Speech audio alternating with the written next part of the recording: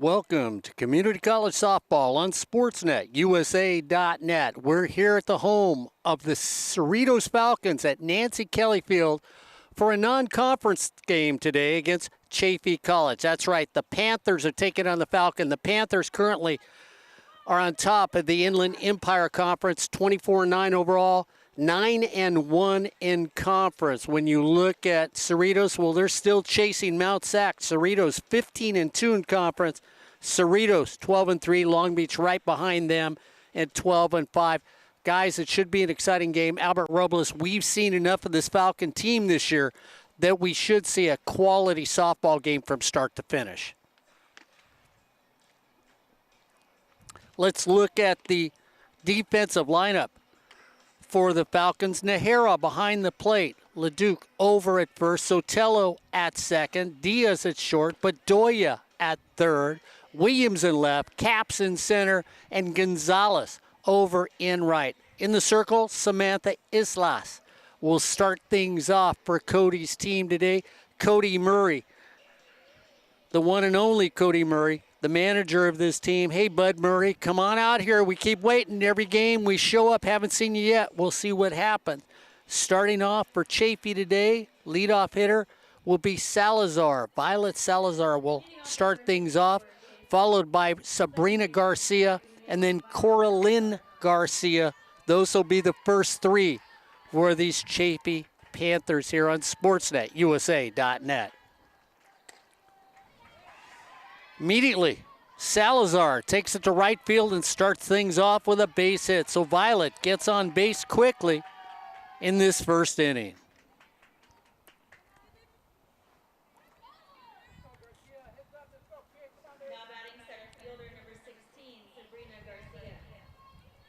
So that'll bring up Sabrina Garcia playing center field today for the Chaffey Panthers. Like I said, Chaffey 24-9.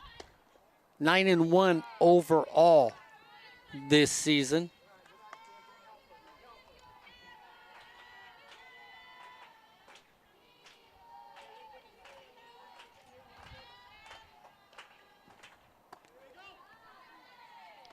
Pitch low. Mark, Chaffey is as you said, 9-1 overall in conference, but they're in a conference that really doesn't get a lot of respect.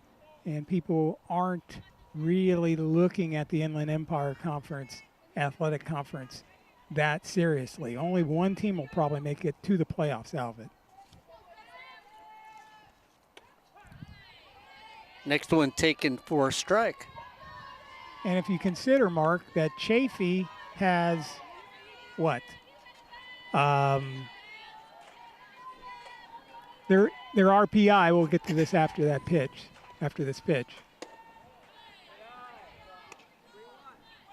3-1's the count. Runner at first.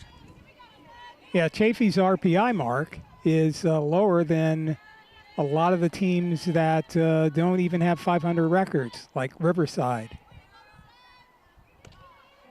And that's the thing. We're going to talk about RPI again today. Garcia takes that. Betting 407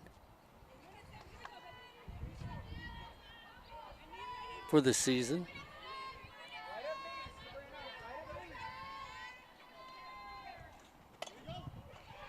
Drops a nice little butt. Picked up by Isla. Flips it first. Runner advances on the play. So a nice sacrifice to get a runner in scoring position.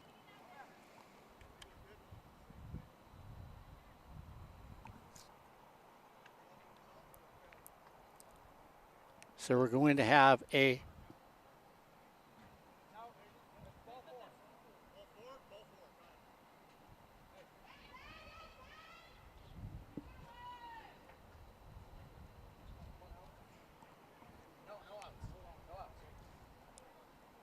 So the runner was awarded first base. No one is out. So we have two runners on. And it goes down as ball 4, so she goes on with a walk. So Cody's going to come. So they called an illegal pitch is what they called against Islas. That's why we have runners at first and second right now.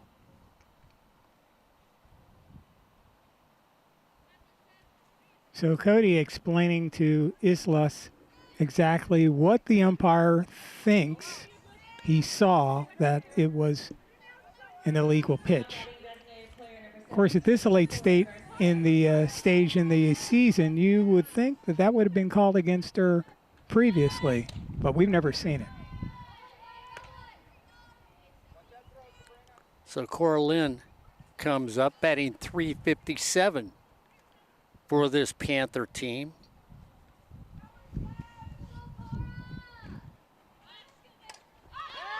Pops it up just off the reach from Vicky Nahara, trying to get that one to get the first out of the inning. So the inning started off with Salazar getting a single. Garcia trying to drop a sacrifice, but it was an illegal pitch on a 3-2 count. So therefore, she gets the benefit of the doubt for ball 4, and she's on with a walk. 2 runners on, nobody out, top of the first. Fouled away. They could have really used that pop-up, Mark. Cora Lynn out of Europa Valley, Patriot High School.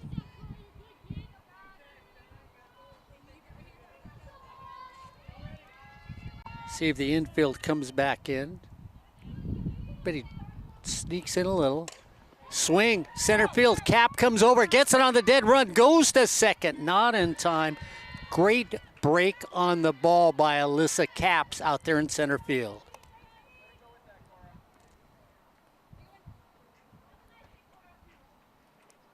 And Ed, we've seen Alyssa Capps all year long, fleet-footed center fielder for Cody's team.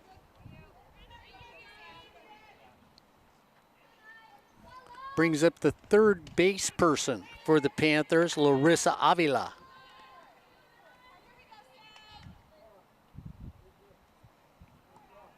Two on, 1 out, top of the first. The Duke sneaks in at first. That one taken for a strike. Catch Tibby here in the third base box. Successful high school season career. Next one fouled away. Successful at San Bernardino Valley when he was there. Now he's here at Chaffey.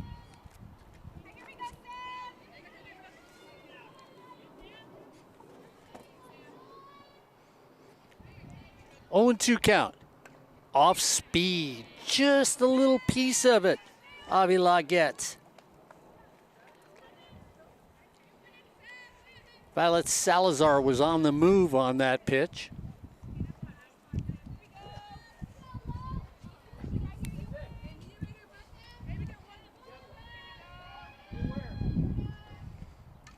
Larissa, high fastball, swings through it.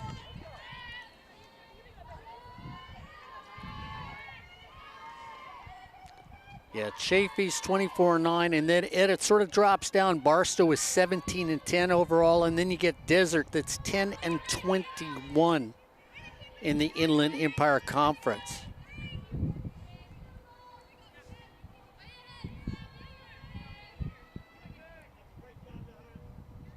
One and two, 1 out, 2 runners on, top of the first.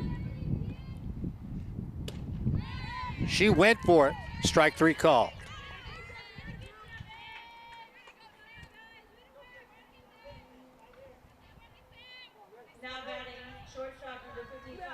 So 2 on, 2 out. Alanis Diaz comes up.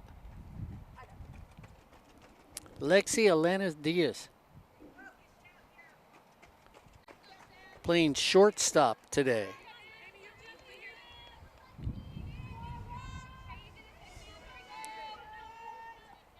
Out of Rancho Cucamonga High School. Takes the first one for a strike.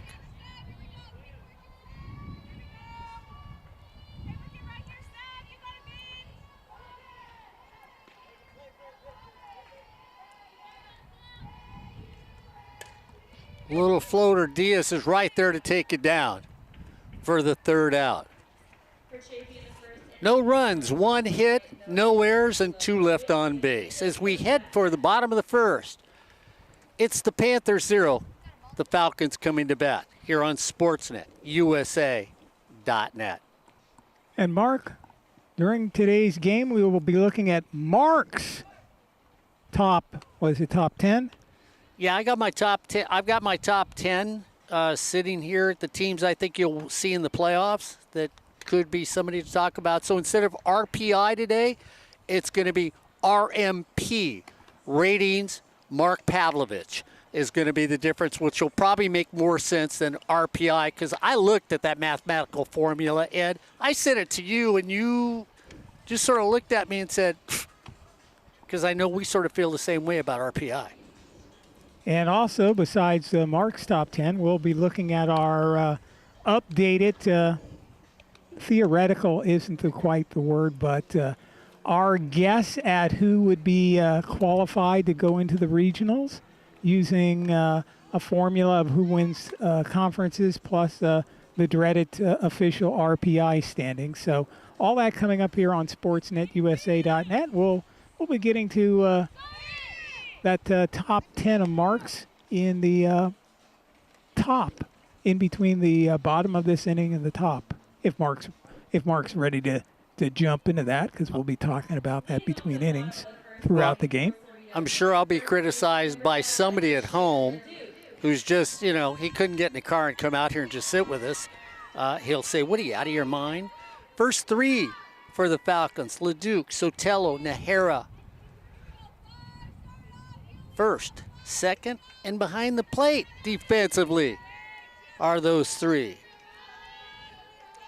Isabel and Zuto in the circle. Sueto. Got my linguistics major sitting next to me, Albert Robles, who just looked at me and said, Mark, rock back and forth. Sueto. Thank you, Albert. Leduc just goes after an easy one and takes it up the middle for a base hit. Well, Mark, both teams get their lead-off batter on base.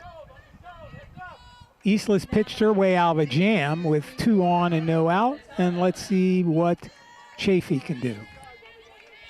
Sotelo playing second base up there. Annalise takes the first one off the plate.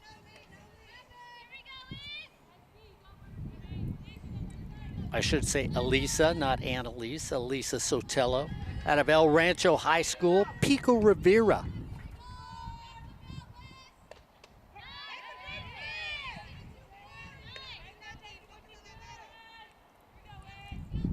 We'll set the defense for the Panthers in just a second.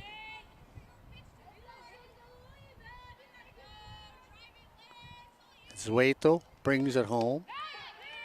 Sotelo takes that one right across the knee. Benuelas is behind the plate today. And then over at first base is Paniagua. Thank you, Albert. High fly ball down the, taken in left field by Adina Arrington. So that's one away.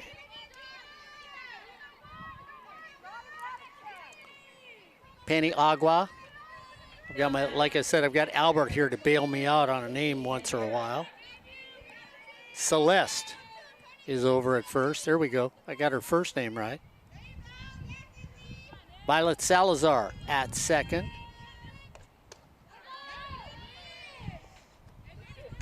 Lexi Annalise Diaz at short. Larissa Avila at third.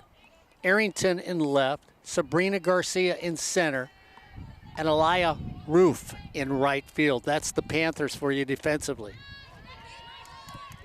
Vicky Nahara. That stalwart catcher for Cody's team. Excellent with the glove behind the plate. Nahara takes it down, a diving try out at shortstop. Can't get caught by Diaz. She lays out flat and almost makes a spectacular play. A terrific error, but just goes off, like in and out of the glove. of the Panthers shortstop. Impressive effort, but just comes up short. So Brooklyn Bedoya comes up. That's the second hit for Cypress, for Cerritos. And once again, both teams have gotten 2 on with 1 out. We'll be at Cypress tomorrow, so I'm moving myself into Thursday quickly. Of course, at my age, time does go fast.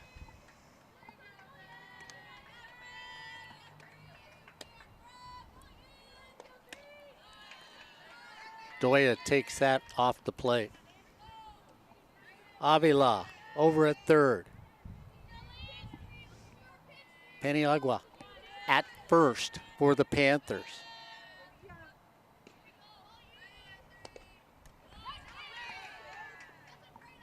Next pitch is low.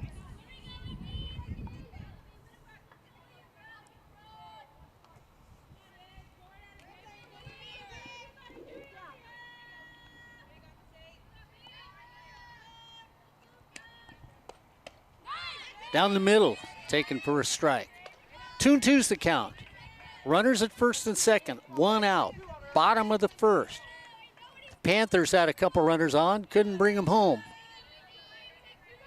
Falcons going to see if they can up that just by 1. Next pitch, high and away. 3-2's the count. We'll see if Cody's got her people moving on the play. Gives a little sign. We'll see with a 3-2 count with 1 out. Bedoya waits, takes that ball 4 just off the plate.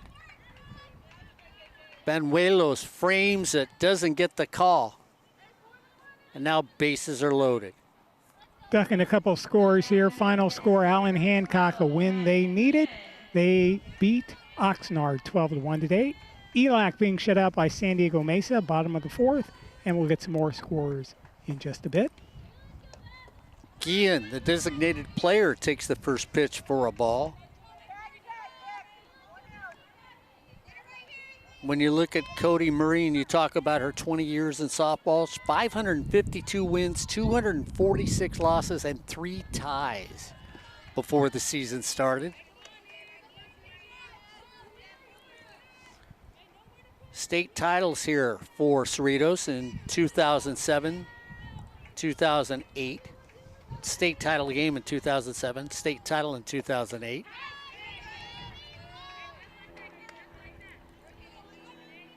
Cody, a 6-time conference champion as the coach here, and 3 times coach of the year when she's been here at Cerritos. Guillen fouls it off.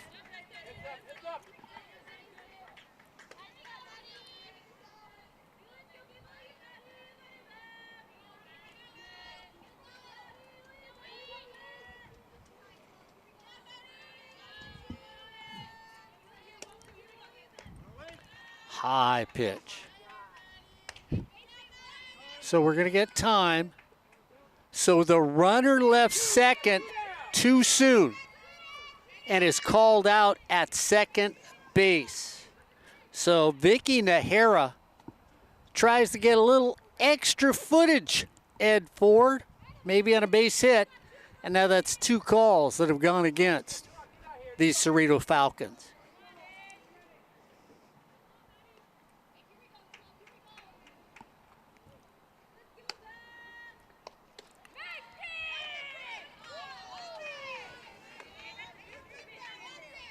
Yeah, you can't always have the pitches, the calls going with you, but you have to also make sure you don't make mistakes like that and be too anxious. Runner goes, ball 4. So bases loaded again, and that means that a run that should have scored does not. Right, exactly. You just, there's a whole lot less pressure on the pitcher when it's 2 outs and the bases loaded than 1 out and the bases loaded. You know, sacrifice fly, a weak grounder could get you that 1 run you need. Now they have to have a hit for sure to score. Williams comes up. Bases loaded. Everybody sneaking in for the Panthers. Williams takes the first pitch for a strike. Corlin Garcia at third, in tight.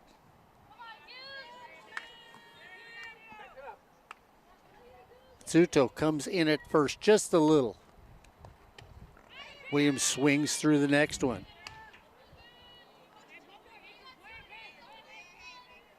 Alanis Diaz at short, almost at the grass. Little surprised at that, and then at the grass is Violet Salazar over at second for the Panthers. That one's down in the dirt, blocked nicely by Clarissa Banuelos. Don't give me any more looks, man. I'll get them right. Banuelos. I had it right 3 times. He didn't look at me once. I'll still start calling them all by their first name like they're good friends. Williams slaps it. It's going to drop. 1 run's going to come in. They're going to stop right there.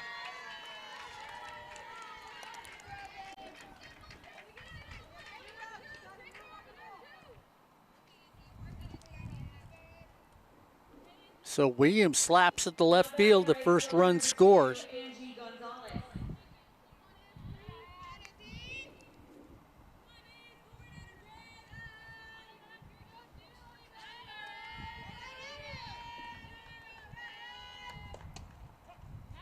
Three hits, 1 run. Should add 2. Nahara called out at second for leaving too soon. And now that brings up Angie Gonzalez, playing right field for the Falcons.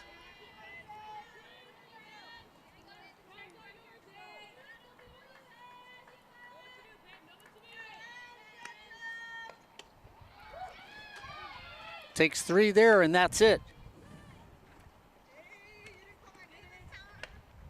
1 run on 3 hits. No errors and 3 left on base. At the end of 1 complete inning of play, it's the Falcons 1, the Panthers 0, here on Sportsnet, USA.net. Well, here we go. It's time for Mark Pavlovich to be attacked, criticized, and everything else. But I'm sticking with my picks. I like them. So these are the people that I'm going to pick as we get ready to go into the playoffs. My dark horse team is all of a sudden to the top of the list. I'm going to put them up there. I don't care if their record is 14-3 and they're 25-7 overall. There is a shift in softball, and softball should be dominated by the circle and timely hitting and then defense. But this year it has been defense. The teams that can play defense have been the better teams. So even though you've got teams chasing them, this team is number 1 in the OEC right now, and that's Santiago Canyon. I'm going to move them all the way up to my number 1 team in Southern California, and that's where I'm putting them. The team that's chasing them in Southern California is probably the spookiest team I've seen so far, and that's going to be Palomar. I look at Palomar, and they're breathtaking.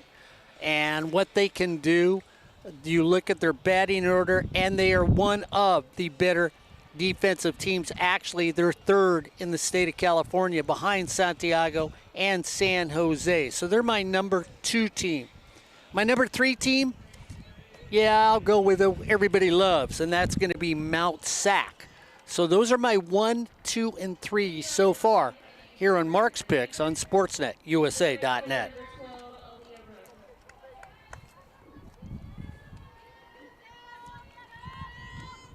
Coming to bat is going to be Aaliyah Roof, playing right field for the Panthers. See, I got that one right. Albert's keeping score over here. Roof flinches. 2 balls, no strikes. Trailing by 1.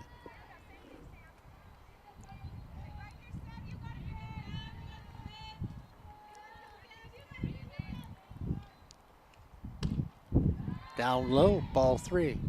Interesting stance when you look by Roof. Slightly built, even, Stiff-legged with the lead leg.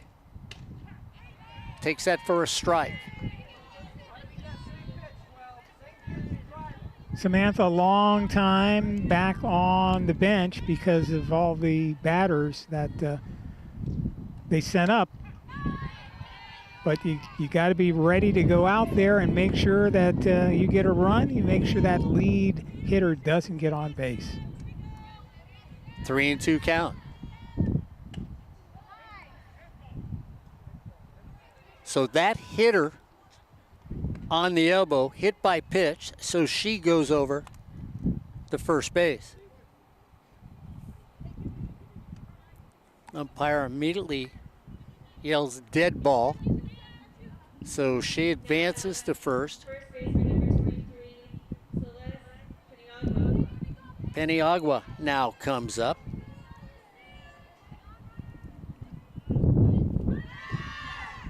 Runner takes off, Roof goes down, safe at second base. So she gets out there, slides to the outside, and steals the bag.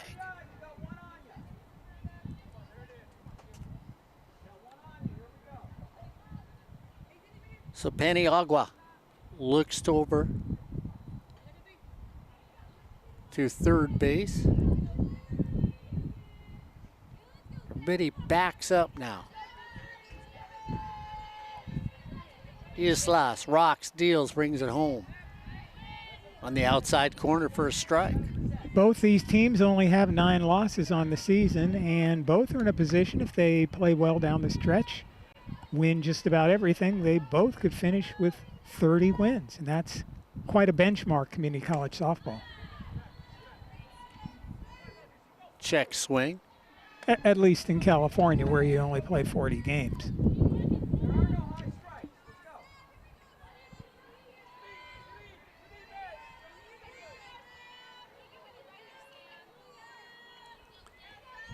One and two. Runner at second.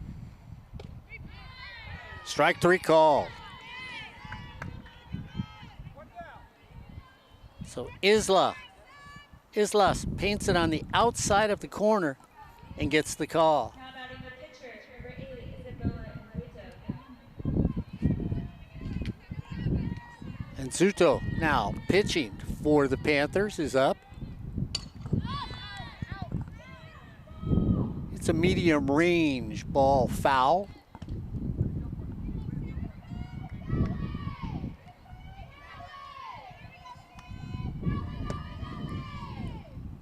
Isabel out of Corona Centennial High School. Football powerhouse. Waves at that pitch for a strike.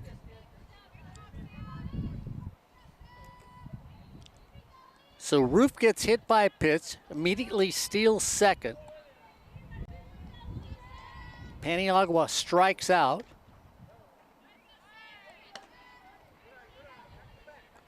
Zuto sort of flinches on that pitch. 1-2's the count.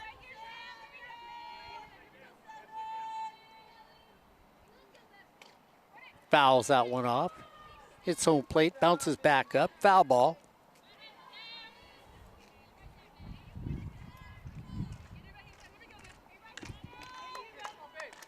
Islas has pitched some outstanding games this year for the Falcons. And right now, not quite, she doesn't quite have her groove going yet. Goes back to Islas. She doesn't even look at the runner. She takes the sure out at first base. Out number 2.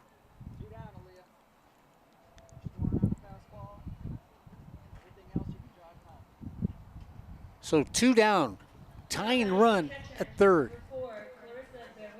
So Banuelos comes up.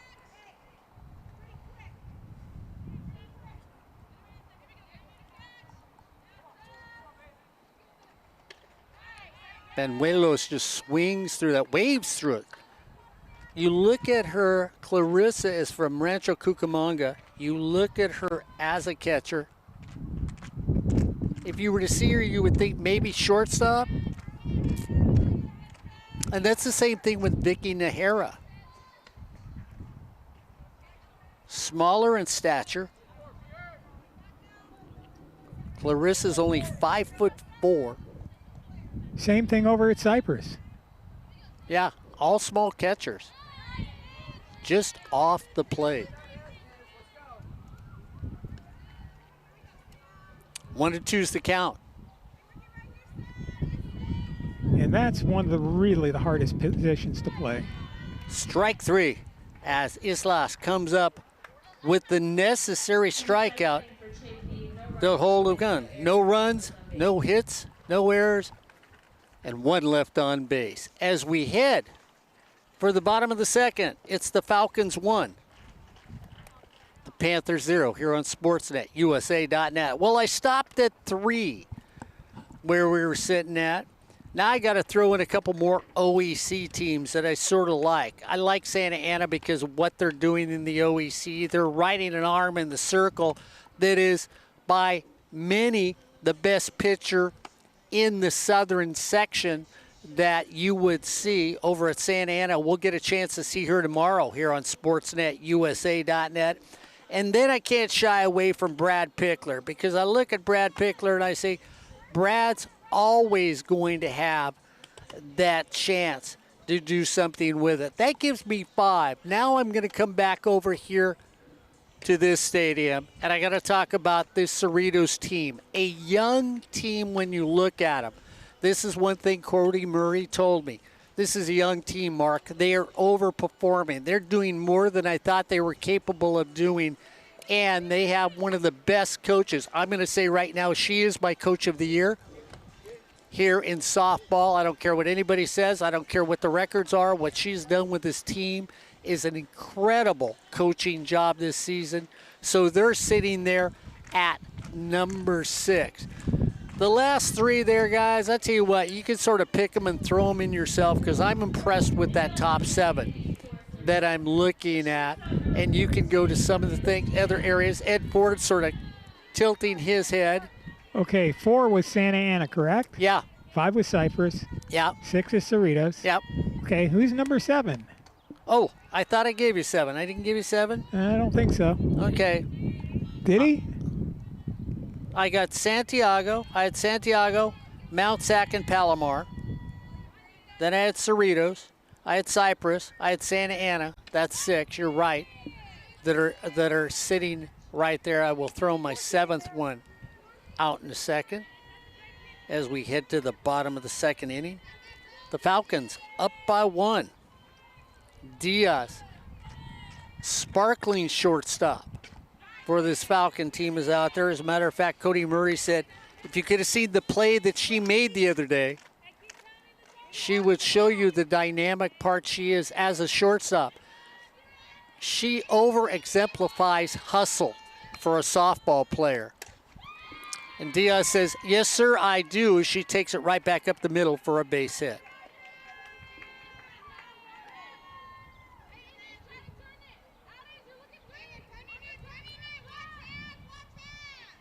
Now batting center fielder, number 4, Alyssa Cass.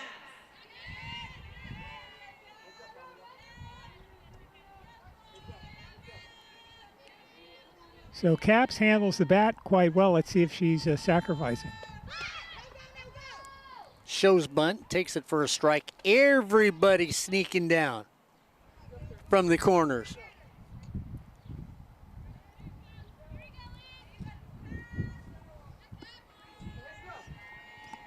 Paniagua living at home.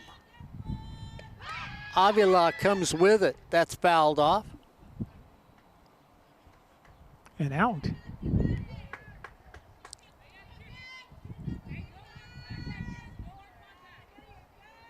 No, off the fence. Oh, I didn't see it hit the fence.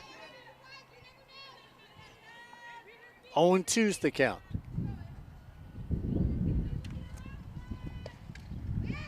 Cap swings through that one. See, I was fooled by that. I didn't see it hit the fence. Kind of like a guy we used to play golf with, kind of like, oh, what did you get on that hole? And we see him hit about 6, 7 shots. Oh, I got a par. It's a par.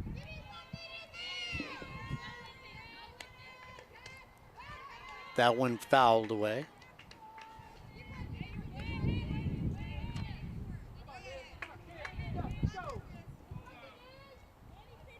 Well, Ed, I'm going to have to stop at 6 because my note with the other 4 teams is someplace. So I'll have to add my other 4 tomorrow. So we'll stop at 6. That's Mr. Pavlovich's magic 6 right now. We'll get Ed Ford's magic 10. Six cylinders.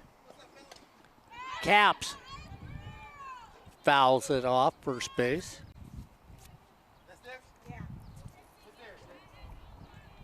And I do feel I have the state championship wrapped up here with my 6 teams that I picked. I don't even care about Northern California.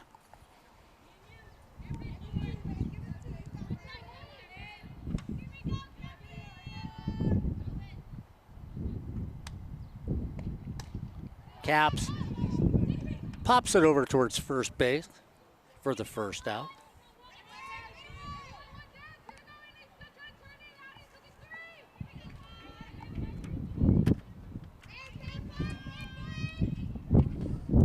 Now batting first baseman number 5, Rashir Leduc.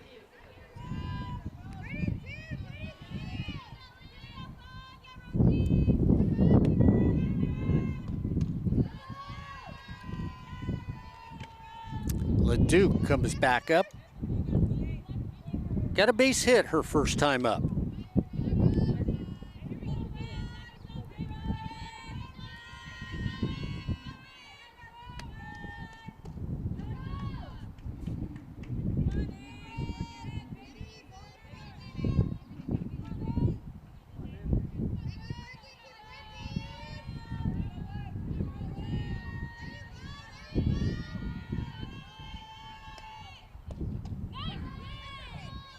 Takes that for a strike.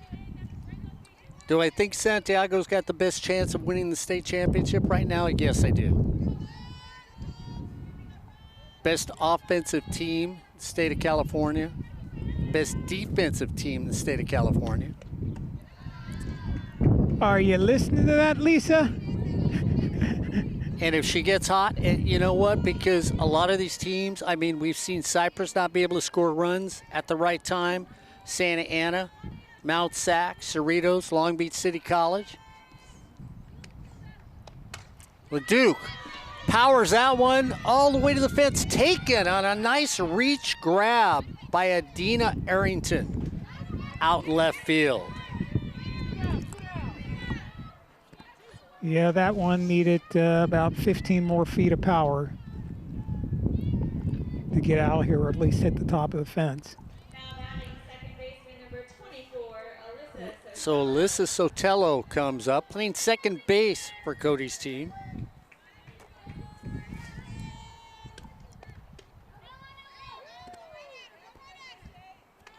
Well, one thing, the Hawks have played well down the stretch. Hey, their fate is in their own hands. They play Santa Ana one more time, and I think they've seen with Cypress not to stumble against the teams that are under 500 in the OEC. Sotelo takes it up the middle. Easy little ground out. Picked up that by Ruff and over to first. Because as we saw in the earlier this week, Saddleback surprised Cypress and beat them in a game. Saddleback got the early lead and kept it and held on. And they did the same thing against Fullerton too. So Santiago Canyon, I believe, has Orange Coast, Golden West, Saddleback, and no, not Saddleback, Fullerton, and then their last OEC conference game is against Santa Ana. The only problem or bad thing I see, okay, let's say Santiago wins out. They win the conference, they beat Santa Ana. You know, Santa Ana could, I guess, tie if they would beat Santiago. Then you have the nonsensical OEC tournament. What's the point of that? You have this great run by Santiago at the end, and or, Cypress or Santa Ana, girding down and charging back and winning it. But all that's going to go as, let's just throw that into the wind now, because we've got to have this postseason tournament, which to me means nothing. Santiago gets to play Riverside or Golden West again in the opening round, oh boy, they really want to do that. Yeah, and I'm like you too, Ed. I mean, it's just going through the motions. Just take what you have for the regular season and run with it. Yeah, especially with the things that have happened in the last 6 to 7 games. To me, it wipes out all that. Mm-hmm. Salazar comes up. Had a base hit her first time up in the first inning.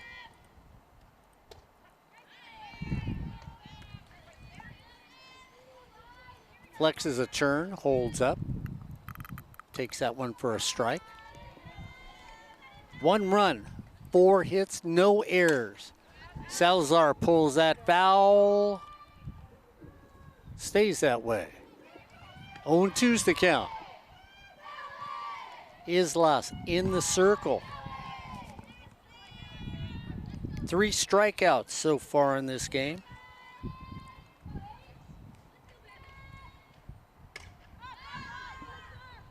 Sotelo parks underneath that one for out number 1.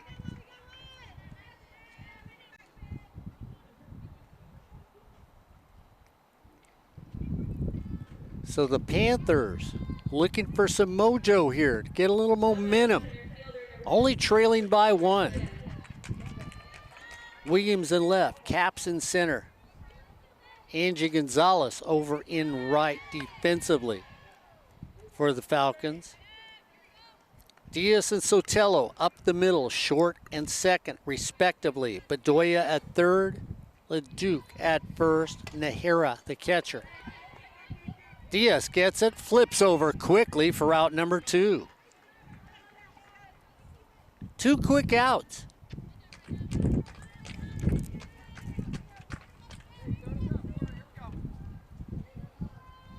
Corlin Garcia now comes up. Flew out to center field her first time up. Takes that low. Wind is blowing a little out here. Yeah, just a little. Not too bad.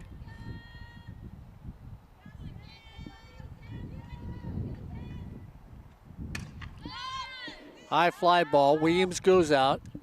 Out of play down the left field line. Williams in left field having a perfect season defensively for these Falcons. No errors. 32 attempts defensively, and she's done what she can. Up in the air is Bedoya. She was hoping she was 5'10". She was okay at her own height, and she got off the ground about as high as Corey Nalen to make the third out here on Sportsnet USA.net. No runs, no hits, no errors as we head for the bottom of the third. It's the Falcons 1, the Panthers 0 here on Sportsnet USA.net. Ed, I'm going to throw it back to you. You can talk about that ugly other RP. Mine was RMP. I guess we might as well talk about that ugly RPI that Albert, myself, and you don't like in the game of softball. All right. This is based on, who has the conference leads and then RPI teams after that. So here's what we would have, and this is updated from the last time we did it. Mount Sac would still be the number 1 team at 29-3. Palomar number 2 seed. Cypress number 3 seed because of RPI. In the South, it would be Cerritos with the 4th seed. San Diego Canyon 5th, 6th, 7th, and 8th. You can see Bakersfield, Long Beach, and Santa Ana, and those would be the teams they would probably play. Now, actually, these teams aren't ranked exactly as you see them because the rule is supposedly you can't play a team from your conference in the regional. So these had to be moved around. Rio Hondo goes to the 14 slot so they can play Cypress because Fullerton and Cypress couldn't meet in the regional. Antelope Valley against Santiago, Canyons against Santa Ana, Long Beach against Ventura, Bakersfield against El Camino. Cerritos would play Fullerton. And if those things happen, I kind of like that matchup personally. So we head for the bottom of the third. Nahera comes up. Was over at second when she was called out for leaving the base too soon in the first inning. Vicky takes a strike. 1-1. Vicky up in the front of the box. What does that do? Well, if somebody throws a drop pitch, a screwball, if you're up in front, you should be close enough maybe to take the action away from the ball breaking. That taking it as a ball. So you will see people stand in the front of the box to take away. Now, the disadvantage, if you got somebody who can bring it, you just shortened it about a foot or so to home plate. And that's a big disadvantage. That one in the dirt. And that comes down to if you're a better fastball hitter than you are necessarily a breaking ball hitter.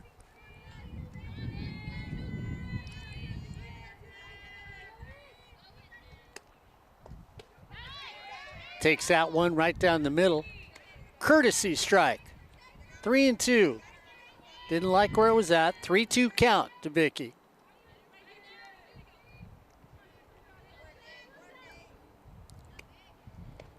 Fouls that one away.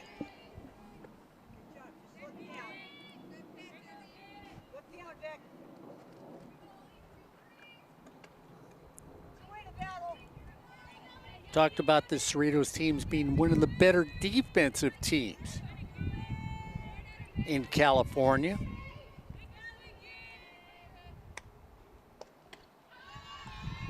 Checks her swing, ball 4.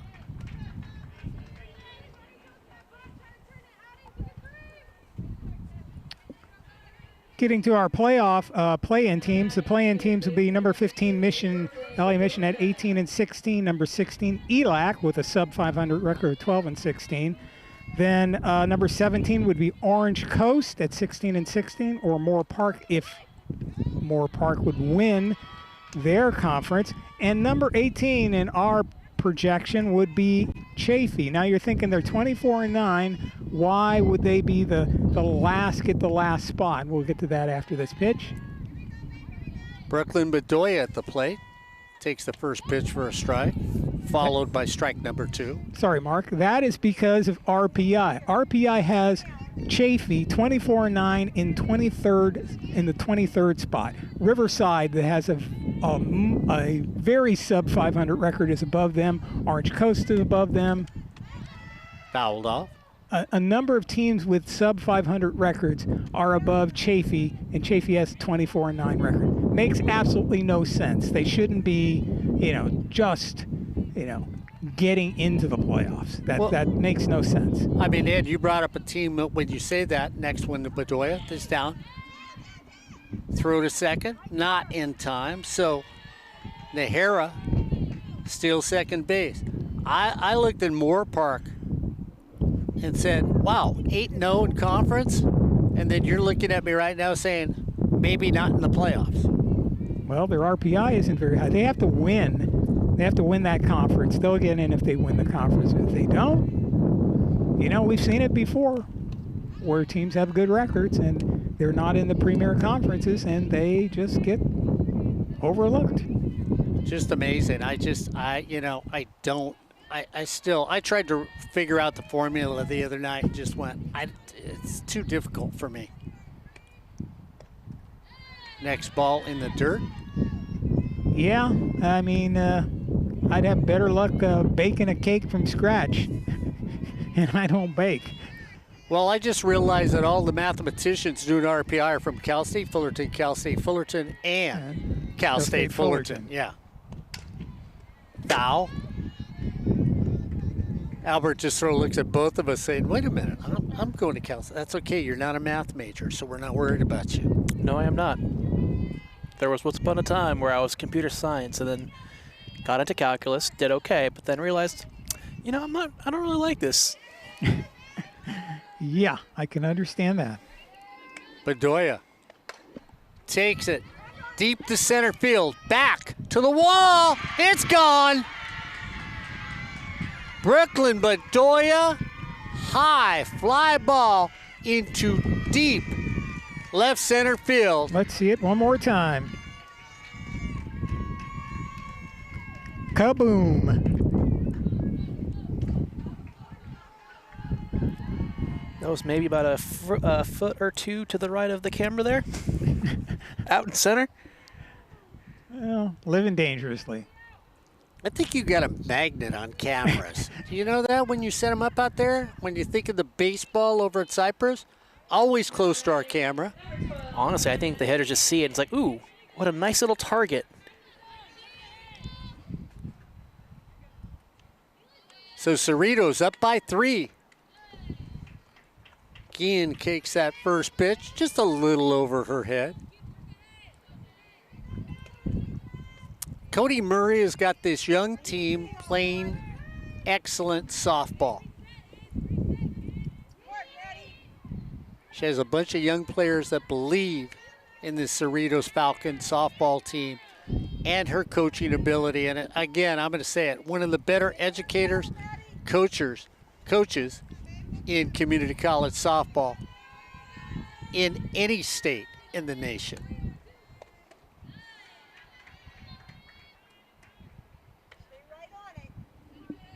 Give Bud Murray a lot of credit to that. Of course, I put my shout out to Bud. Keep waiting for him to show up.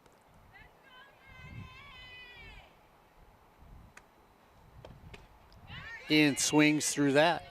A little late on that swing. 3 runs, 5 hits, no errors for the Falcons. No runs, 1 hit, no errors for the Panthers. Nice little off-speed pitch. Strike 3 called.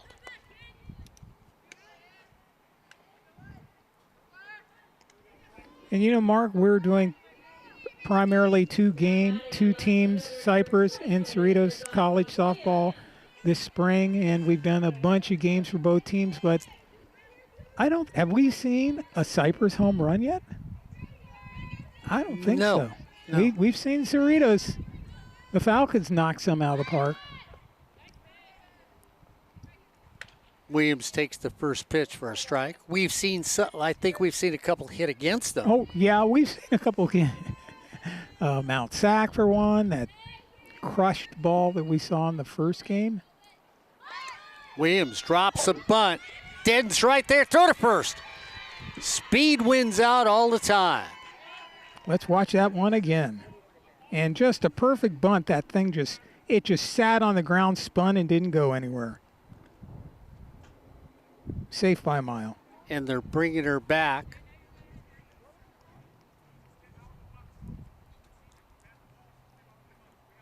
Oh, they said she came out of the box?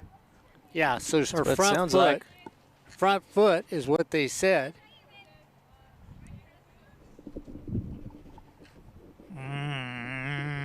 I don't know about Suspect. that. Cody may want to watch that on film over here one day. It doesn't look that way on our replay. Yeah, we call them both ways. It didn't look that way to us. So from here on our desk at sportsnetusa.net, we're going to side with Cody, not the umpire, on the call.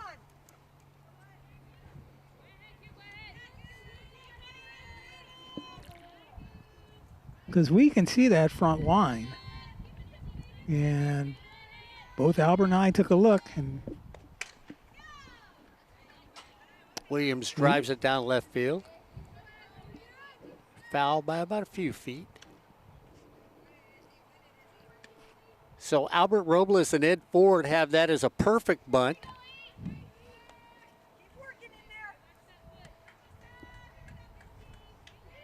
Something all Dodger fans should realize, especially if you're a Maury Wills fan. Next one, in the dirt. you mean the first guy over 100 steals? All-time leader in stolen bases.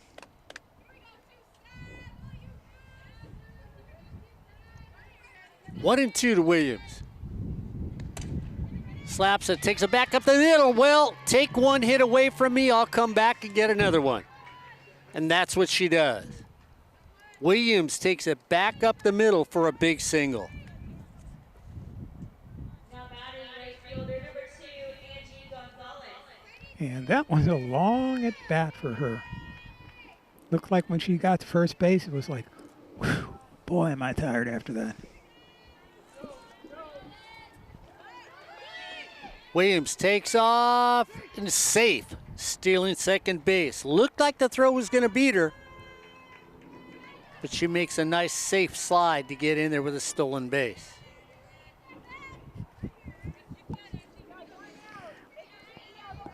Well, yeah, it kind of looked like the ball was there. Well, what do we know? We're not the umpires. Throw to first.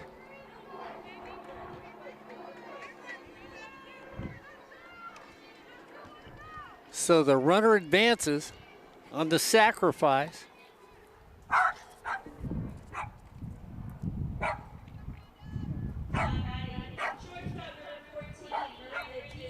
Miranda Diaz comes up now with Williams over at third base.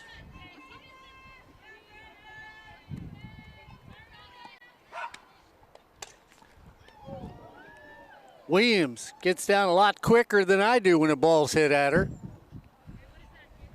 Albert ducks his head just to get down even lower than Ed Ford than I. Well, if it would have been pulled, you would have had a chance to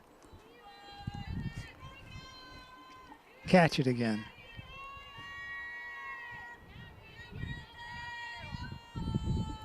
It's exit stage right against the wall over there. Off the plate. 1 was the count.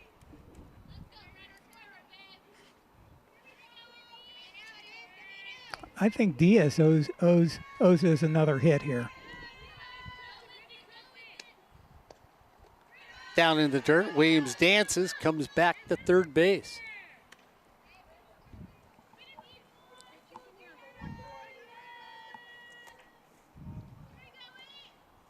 Isabella Nzuto out of Corona Centennial High School, trying to keep it close for the Panthers in the circle.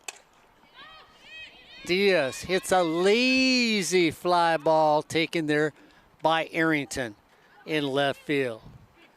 But not before. A couple more runs score, a couple runs on a couple hits, no errors, and 1 left on base. As we head for the top of 4, it's Cerritos 3, Chaffey 0 here on Sportsnet, USA.net. And just to finish our playoffs, let's go to the North, even though some people here don't like the North. Viewed at 33-1, they are the top seed no matter what. Sierra now becomes the number 2 seed. Then after that, it's San Jose, San Mateo, Sumnes River, Santa Rosa, Fresno City, which has been on fire. They've got 30 wins, 30-5. And then Sac City, 19-14-1. And then that's who they would play. Once again, things had to be moved around because there are so many teams coming out of the Big 8 up there. San Joaquin Delta, also American River, also Folsom Lake. And you're not supposed to, play against the same people in your conference. The play-in teams would be Merced at 16-15. Then we get real dicey. Siskiyous at 16-18, sub 500. Look at number 18, could be Solano. They could get in the playoffs just because they might win their conference, which only has 4 teams in it. Mendocino could also win that conference, so we'll have a battle between those teams. But both of those teams would finish well under 500.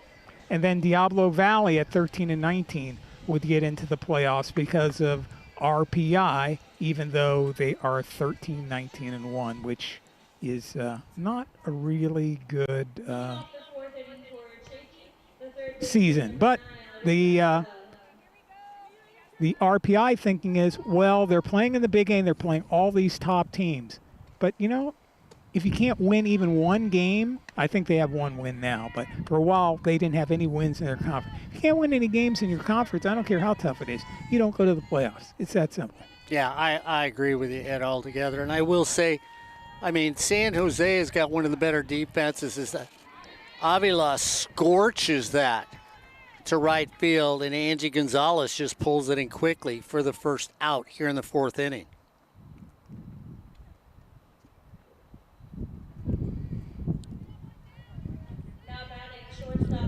So Lexi Alanis Diaz comes up, batting .286, on base percentage of .398, the slugging percentage of .371. That hitter, I'm not sure exactly where. Gets whacked with the ball, and so she's over at first base. Did she get hit in the elbow, or did she get hit on the side of her thigh. I thought she got in the elbow. Number 12, Aaliyah Roof. So Roof now comes up.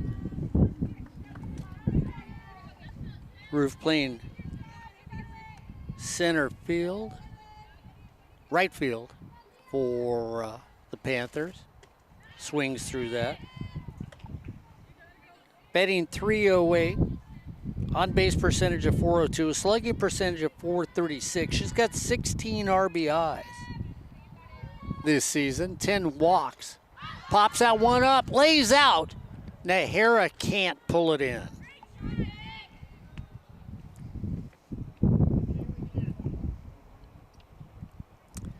Yeah, and I mean, you know, I know I tease about certain Northern California teams. I like San Jose. I like the way they play. I love the way they play defense.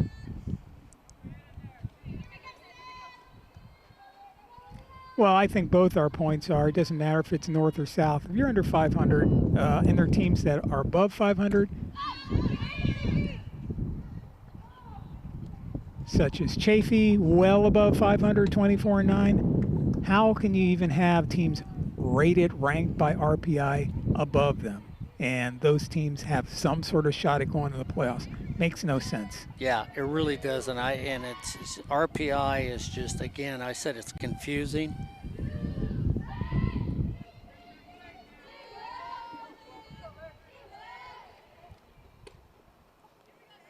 Nice looking pitch, called a ball. And the article you sent, all the answers are from the NC2A, and they were talking about, well, then teams try to play teams in conferences that have better RPI, stronger competition, so on and so forth.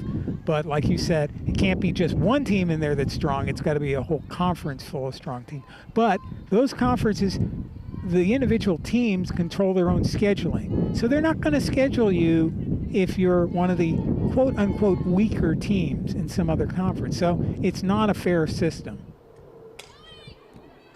Hit up the middle. Flip over to Diaz, gets the lead runner. I mean, you don't see the NFL, oh, we're the Packers. We're only going to schedule these games. We're not going to we don't want to play Tampa Bay. Mm-hmm.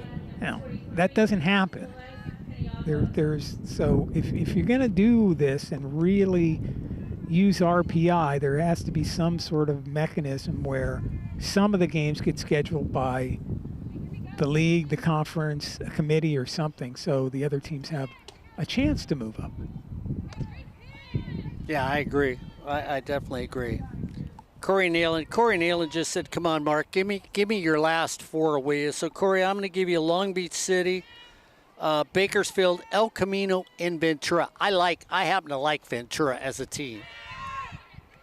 Pitch in the dirt, another stolen base for the Panthers, and you've got to love the way the Panthers run those bases, as Ruff now is 2 for 2 in stolen bases.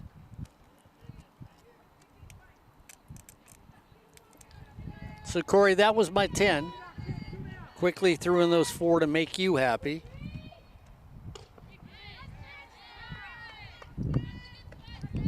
Well, Islas has to make sure that she concentrates on the batter. Get the batter out. It doesn't matter if you've got somebody stealing bases. But don't let that runner shake you to where you walk somebody and then it's 2 on with 2 outs. Late swing for a strike. 3-1's the count. 2 outs. Runner at second.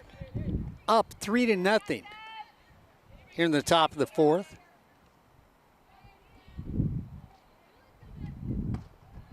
Down the dirt.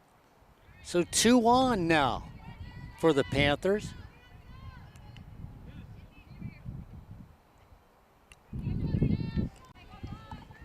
Have an opportunity. Pitcher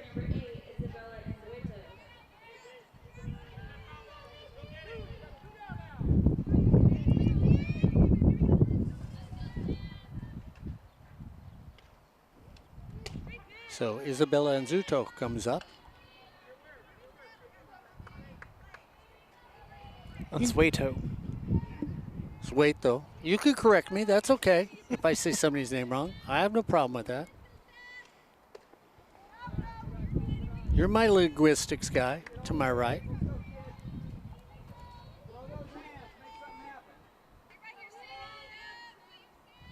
Yeah, forgetting the little E that's in the name.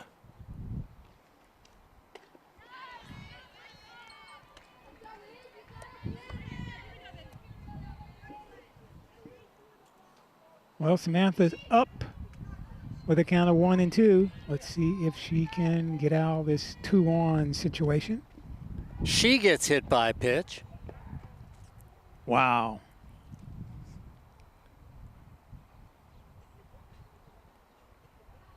So bases are loaded.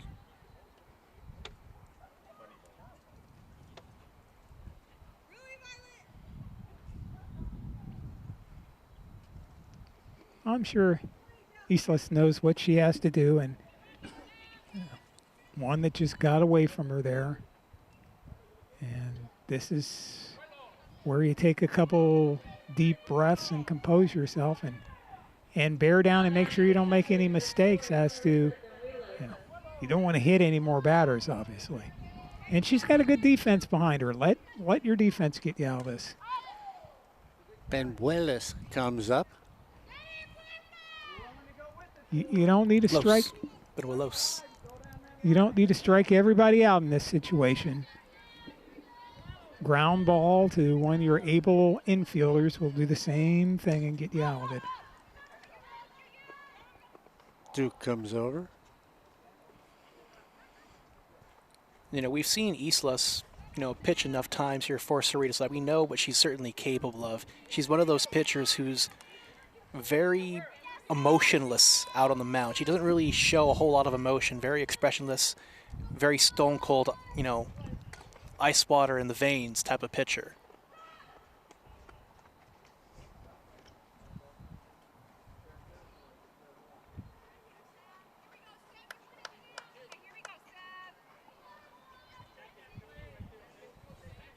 And that's a good thing.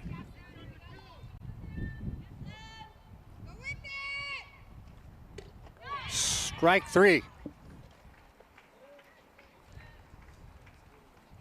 So let's watch that strikeout one more time. Yeah.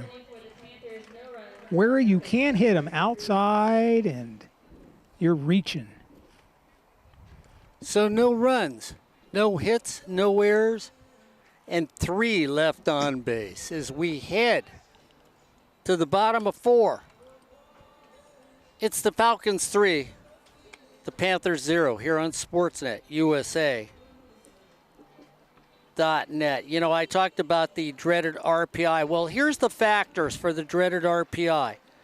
There are 3 factors that you have to talk about: the team's winning percentage, the opponent's winning percentage, and the winning percentage of the opponents that's played by the opponent. So 25% to the winning percentage, 50% to the opponent's average winning percentage, and then 25% of it is the opponent's average winning percentage.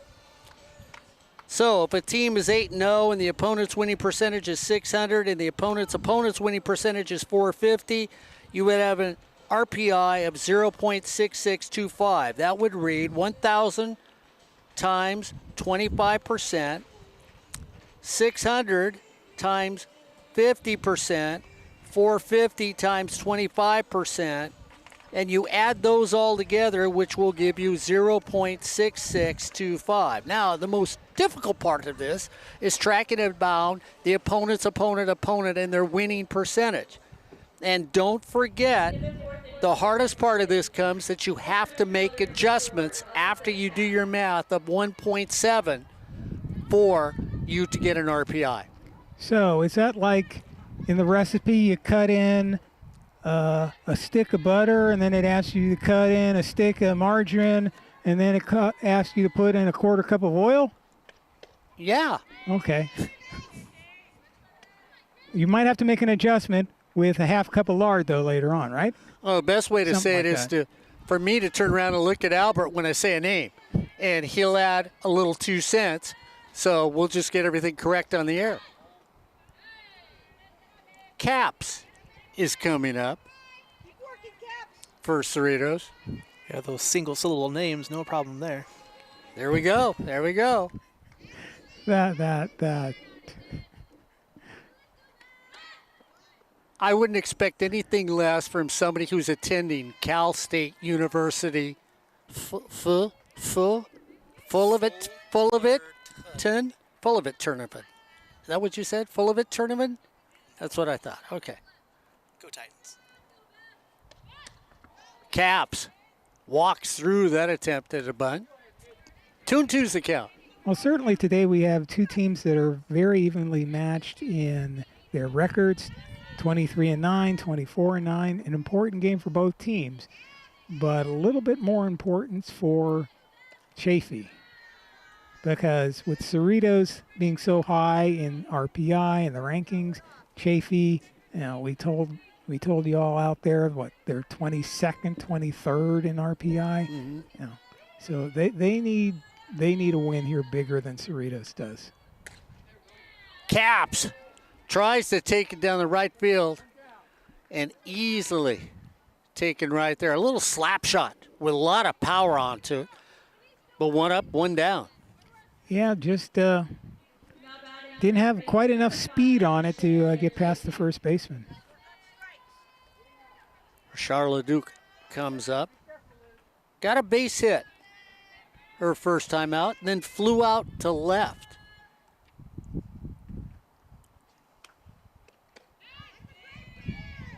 Yeah, that was the one that was, I don't know, what about 10 feet in front of the warning track, maybe 7.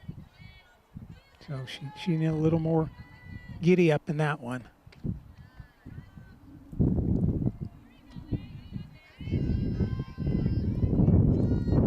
Looks down to Cody. Cody giving her a couple of instructions. Cody out of the third base box, just a little, hanging out in left field.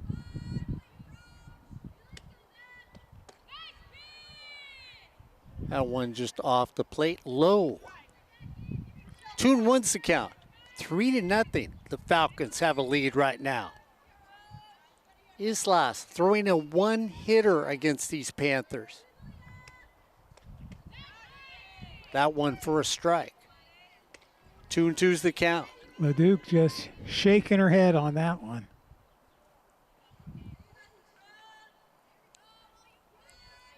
Everybody's up in the dugout for Cerritos.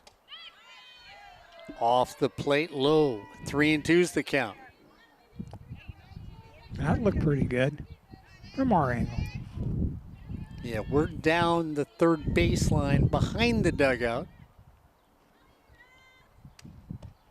That went in the dirt, ball 4. So no doubt about that being ball 4. So Sotelo now comes up, flew out to right, grounded out to second. Now batting second baseman number 24, Alyssa Sotelo.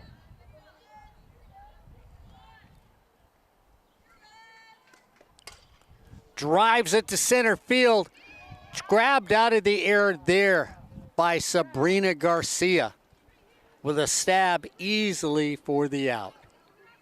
Let's see that one more time if we've got that one on the replay, and we do. Yes, a stab. Catcher number 23, Vicky Nahara. And she makes the play. Vicky Nahara comes up.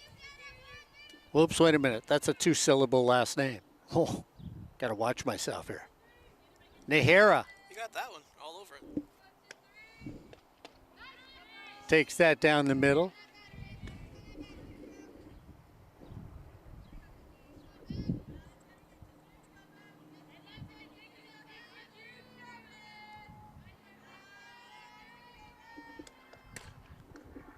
Nahara lines out to first, so 3 up and 3 down. 4 up and 3 down. No runs, no hits, no errors. 1 left on base. After 4 complete innings of play, it's the Falcons 3, the Panthers 0 here on Sportsnet, USA.net.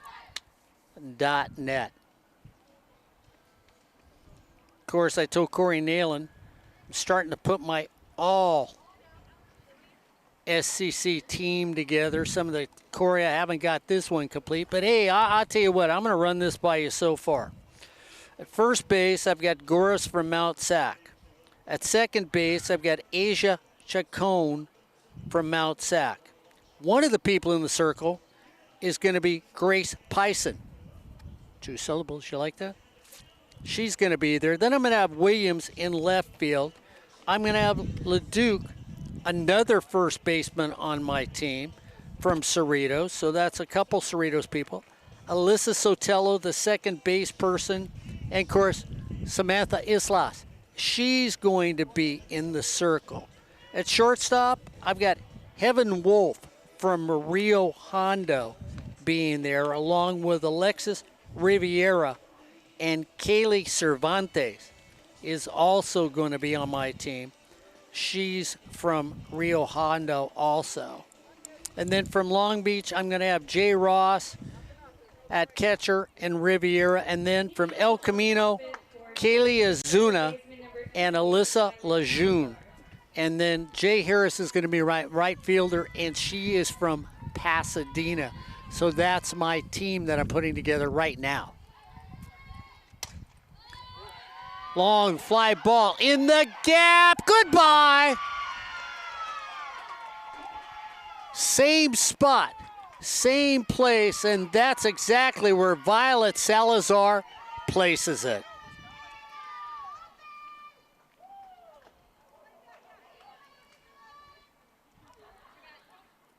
So Salazar rides it out of Nancy Kelly Field for the first run of the game for the Panthers. Sabrina Garcia comes up.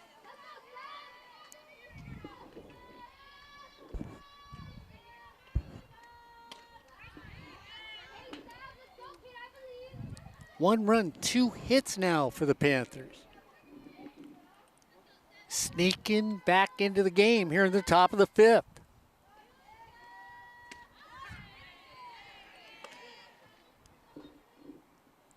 0-2's the count to Garcia. Sabrina Garcia playing center field for the Panthers. Swings through that one, strike 3.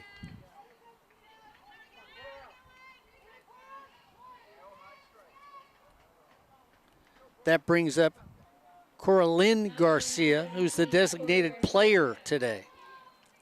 Flew out to center, line to third. Fouls that off. That's the one that Brooklyn Bedoya got about as high as Corey Nealon does on a full-out attempt at a slam dunk.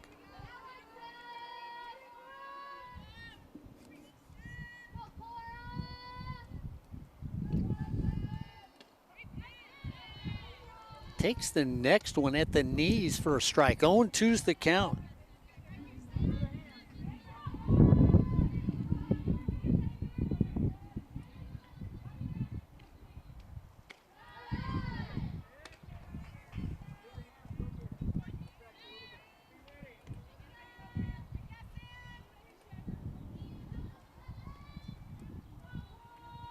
One, two. Islas brings it down, straight back up the middle. Sotelo lets it go through her legs.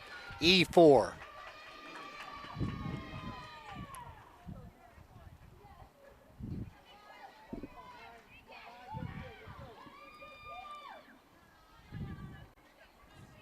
A rare error by Sotelo there. Normally very reliable at second base.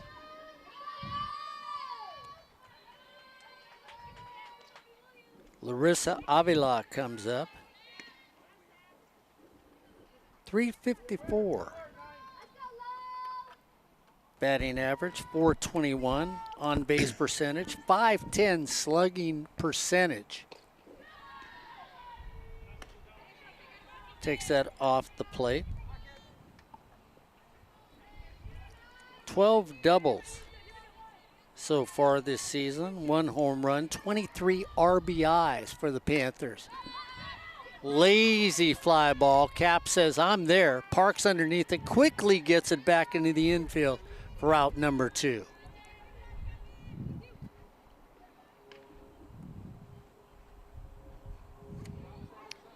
And Mark, the sun a lot easier on the eyes today than that was the Ventura game, right? Yep. Where it was a nightmare out there. Bedoya scoops it up, throws over to first in time. Nice play by her. But not before Chaffey gets on the board on a huge fly ball by Salazar to start off the inning. 1 run, 1 hit, 1 error, 1 left on base. As we head to bottom of 5, it's the Falcons 3, the Panthers 1, here on SportsNetUSA.net. Tomorrow, OEC action on SportsNetUSA.net. Cypress, Santa Ana College take each other on. That game at 2 o'clock tomorrow on SportsNetUSA.net. Albert Robles, Ed Ford, and the old guy here on SportsNetUSA.net. Boy, I'm getting better now. Look at that. And let's give you some scores in the conference where Chaffey's playing San Bernardino edges Desert by a score of 7-6. San Diego Mesa shuts out ELAC 8-0. San Jose, Mount San Jacinto, Barstow, no score. We don't have a score on Santa Ana and Golden West, which makes absolutely no sense since plenty of time to be playing that game, but no score. Maybe if we do a refresh, we'll get a score. Nope, we still don't.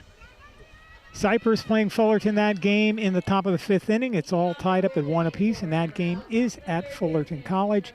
Riverside leads Saddleback in the bottom of the 5th by a score of 5-1. Santiago 2-0 over Orange Coast. That's in the bottom of the 5th. That game at Santiago Canyon. And San Jose trailing San Mateo 4-2 in the 5th. Brooklyn Bedoya goes after the first pitch and just sits a easy little line drive to Lexley and Elise Diaz. And you know, Mark, Cypress better watch out because Fullerton has given them trouble. And Fullerton would just love, especially at home, and Fullerton would just love to further spoil the Chargers' record by beating them today. Yeah, they would. And Fullerton's had a ugly season. They need to find some way to put some lipstick on, something that's not beautiful right now. Yeah, well, beating Cypress and going on a run, that strengthens their position in the playoffs.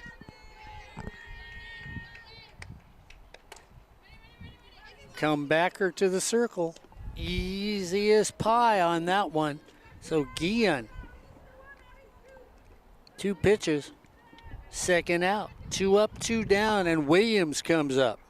Yeah, instead of being one of the lower seeds and maybe even being a play-in team, you strengthen your position and you get a solid, 12th, 11th, something like that. So you'd be playing a team closer to your own ranking. First pitch in the dirt.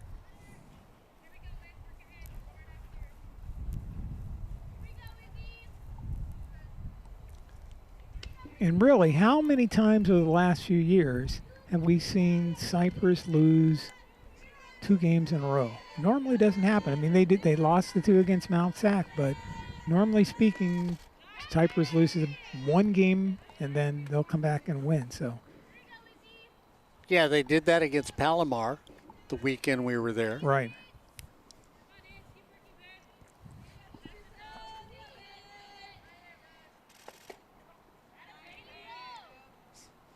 Williams takes that for a strike. The secret to Cypress is Sandoval has to pitch well in the circle. If Sandoval can help out Rush in the circle as the second starter, be a different Cypress team. Next one high and away, and I got told by 2 coaches that Aubrey New, who is their 3rd pitcher, is really somebody who can deal from the circle but hasn't had that much of an opportunity to pitch this year for Brad Pickler.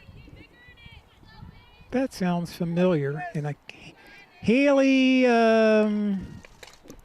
Williams takes it back up the middle for a base hit once again. Williams getting around in the ball in this game. I cannot remember her name, her last name. Cypress pitcher pitched on the season where they won, went 47-0. Haley Hoffman. Yeah. Remember when she started off, she wasn't used very much, and there were other OEC coaches and other conference coaches who were saying, gee, I wish she would have come to our school because we could have used her, because she was like the third pitcher for Cypress. Pinch hitting for The lefty. Cerritos is number 20, Aaliyah Piper. So Aaliyah Piper will pinch hit for Gonzalez here in the 5th.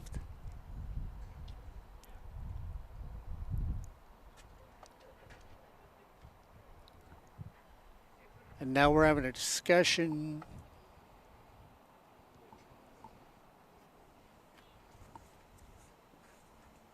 with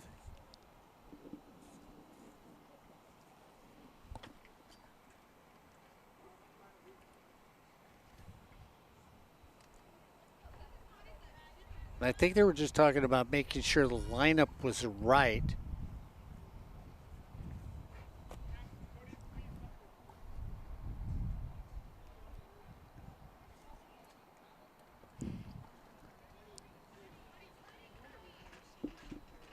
And that's what they're doing. They're checking out the lineup.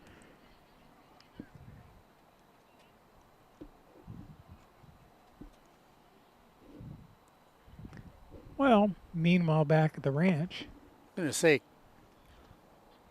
looks like Cody's going to have to go down and do a little more explaining to them as to what's going on. Look at the scores real quick for you again. Well, Brad Pickler has pulled out the magic wand, and Cypress scores 2 runs in the top of the 5th inning. They now lead the Hornets by a score of 3-1 that game at Fullerton College. Southwestern getting beat up by Palomar. That's 5-0, bottom of the 3rd. Orange Coast and Santiago still 2-0, bottom of the 5th. Riverside beating Saddleback 5-1. That's in the top of the 6th inning. Top of the 5th, San Mateo leading San Jose 4-2 in a battle of 2 of the best teams in NorCal. Desert drops a game to San Bernardino Valley 7-6. San Diego Mesa over ELAC 8-0. Folsom Lake leading Merced 5-1. That's in the top of the 7th. And Allen Hancock beat Oxnard 12-1 today. Looks like we're ready to play. so Piper pinch hitting, takes the first pitch for a ball. Up 3-1. Here in the bottom of 5, 3 runs, 7 hits, 1 error for Cerritos. 1 run, 2 hits, no errors for Chaffey here on SportsNetUSA.net. Albert Robles, Ed Ford, the old guy, traveling along with both of them here on SportsNetUSA.net.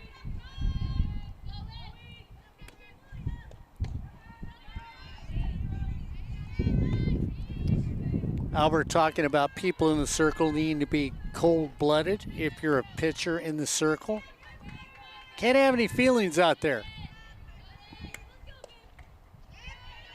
Piper swings through that. Been told by some very talented pitchers that you have to feel like you're all by yourself while you're out there, and that you have to win the game, that you don't necessarily have an infield behind you. And this is where you do it right now by throwing that pitch that gets you out of the inning.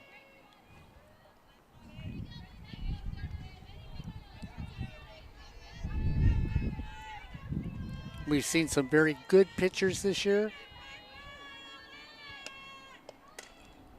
Piper fouls it off down the right field line. Foul ball. Now, I've been told that the lady in Imperial Valley has that sort of mindset, but this year, I got told by the coaches from Chaffey, she'll cruise through a game.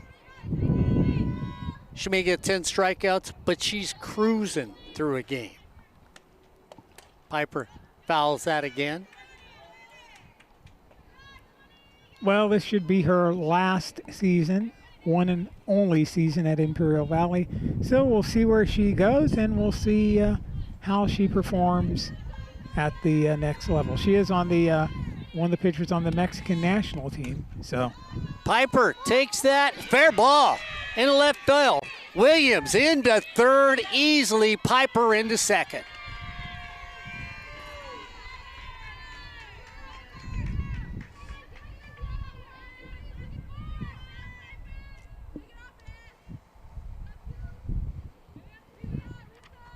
yeah, that was a nice looking one. It just stayed fair by about a foot, 10 inches.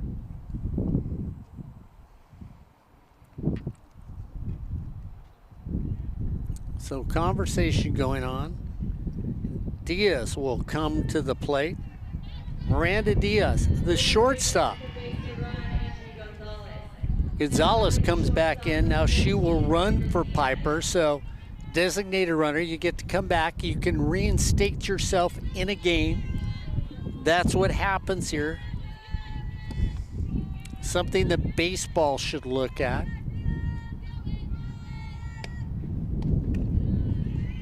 Well, baseball is looking at larger bases and the robo umpire. So those things will be happening, what, in the Atlantic League this year? Could get interesting. Diaz. Saying I'm still flexible. Albert, look at this. I didn't touch the ground. I could have gotten that. Then the old flip play to you. Get it been marked. Albert to Ed. Inning over. Yeah, but it only took you 5 seconds to actually get down there in the first place. That's okay. Looked more like a Corey Nealon putt. That one dropped into left field. Another run scores as Diaz goes cruising into second.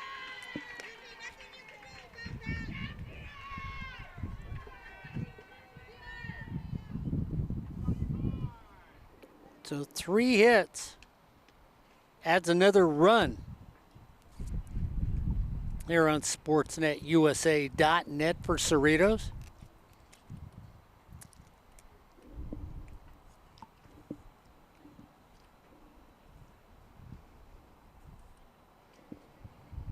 This is where I love youth. I mean, youth looks at us, experienced people, and scoffs at us, picks on us.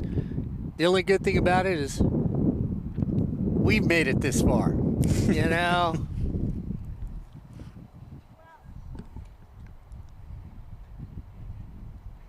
Pinch hitting for Cerritos, number 13. Ariana Hamilton is coming up now. Hamilton out of Downey High School. Another freshman for this Cody's team. Tell you what, this is a young softball team that has just performed over the top.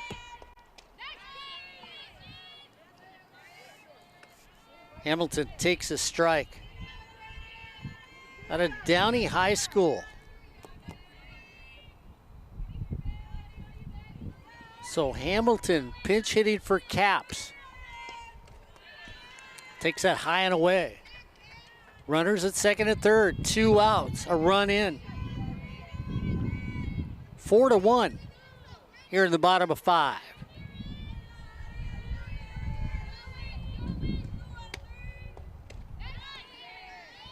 Right down the middle, taken for a strike. 1-2, 2 outs, 2 on, 1 in. The Falcons feeling good about themselves. Panthers looking for an out.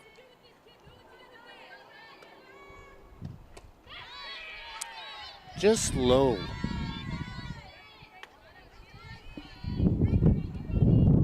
Good opportunity for someone to come in and pinch hit.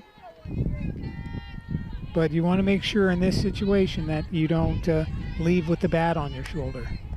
Hamilton takes it up the middle. Seeing Eye Dog's going to get 1 in.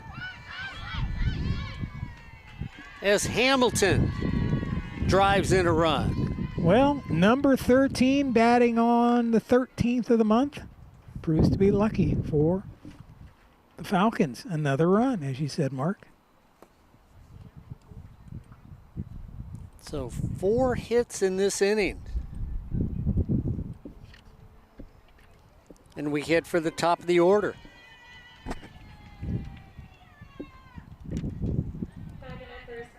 Cody leaning on youth. When you look at her team, they are all freshmen on this Cerritos team.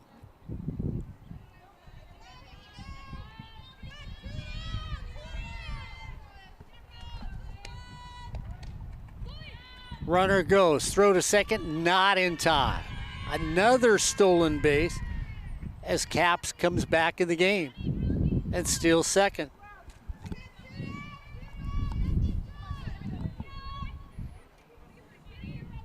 And that's the kind of player Mark likes. One with a very dirty uniform. Yeah, that's it. Means you've been in the game. And love the fact that Cody's got her team running. And I'll tell you, people, this Cerritos team plays defense. They are a solid team of freshmen up and down the lineup. It's off. Mount Sac has not been able to shake them. Long Beach hanging on tight in third.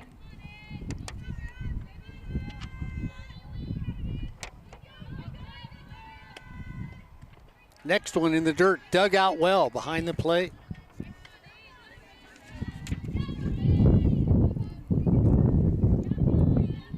And also a test here of, hey, can you keep getting base hits? Can you score runs with 2 outs? Very important. Over here, just foul and just misses our device by an inch. Yeah, that almost looked like a dive bomber dropping one on our device. Well, it's a good thing you have that protective housing. Yeah, well, it didn't hit it. Who knows what would happen if it would have squarely smacked it. Taken back up the middle. Ed Ford says get 2. Caps, who could fly, is in the dirt. LeDuc at second. She's safe there with a double. 2 more come in to score.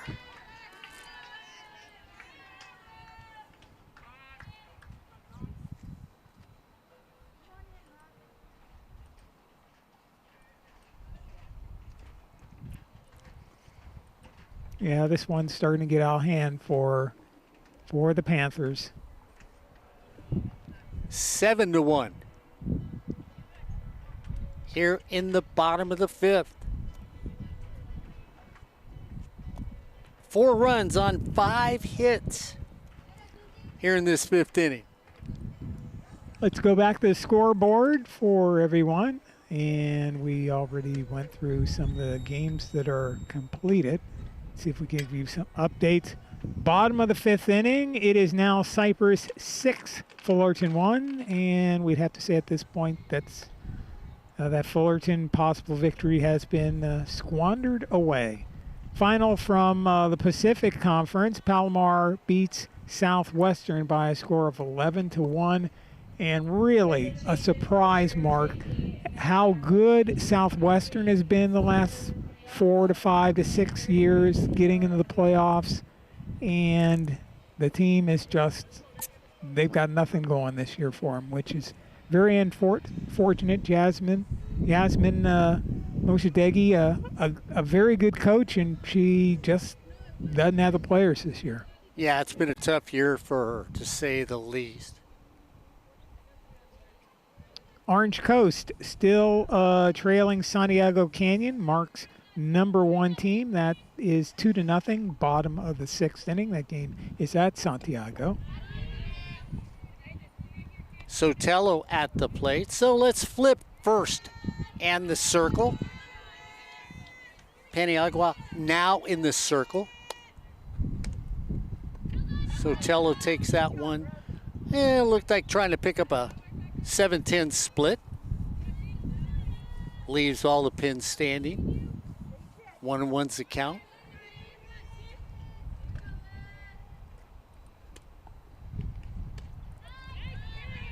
Sotelo thought it was off the plate. Blue disagrees. 1-2.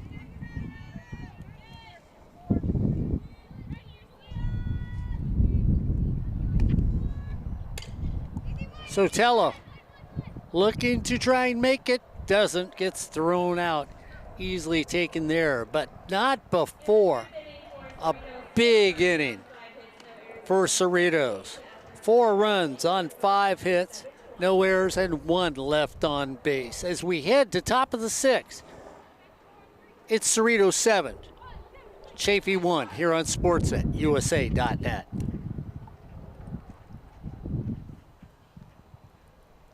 Ed Ford, Albert Robles. The old guy, Albert's playing with technology here. Trying to fix something. Don't forget, tomorrow on SportsNetUSA.net, we will be at Cypress College as the Chargers face Santa Ana College, a game that was originally scheduled for Friday, but it has been moved to a Thursday contest. So, Thursday at 2 o'clock at Cypress College. We invite you to not only watch SportsNetUSA.net, but perhaps you might want to come out and see the game live in person. Bring your cell and you can watch too. Also tomorrow at 3 o'clock, Cerritos College sees Falcons on the road, and they are playing their arch rivals, and arch with all capitals, the Long Beach City College Vikings. That game at Long Beach. El Camino plays Mount Sac. That game is at Mount Sac. And let's see if we have any other South Coast Conference games as of tomorrow. Rio Hondo at LA Harbor. So we have a pretty good lineup of teams from both the South Coast Conference and from the OEC.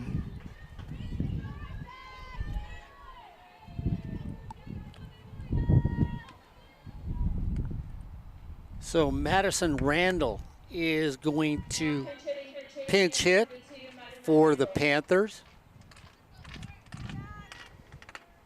Rancho Cucamonga, Los Ojos, team that used to be on SportsNetUSA.net many years ago.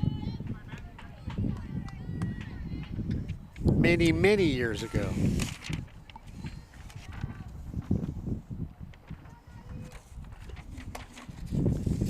Sotelo gobbles it up like a peanut butter and jelly sandwich and flips over to first for the first out. And what flavor of jelly would we be putting on that sandwich? Well, if it's Corey Nayland, it's got to be grape, and it's got to be creamy peanut butter. With me, it can be any flavor. For Albert, what flavor? You're shaking your head. What are you putting on? Strawberry and chunky.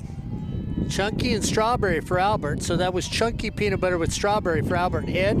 I'll go with what Rashawn Haylock would probably say. It's got to be apple jelly. So a little apple jelly for Ed Ford. And the franchise, Rashawn Haylock. But I'd much rather have pancakes. Well, here, I got to throw my twister at you because I'm going to put a piece of ham on my peanut butter and jelly sandwich and then eat it. Peanut butter and jelly and ham. That's new. Yeah. And the ugliest one, Albert? Dr. Walter Skokie. He used to be head of computer science at University of California, Irvine. I can see why he used to be. Peanut butter and ketchup is what he would have. I think you need to see a dietitian. Courtney Callison in the circle. Just sort of wheeling and dealing right now for the Falcons. 2 up, 2 down. Ginger Duncan now. Out of Verdugo Hills comes up.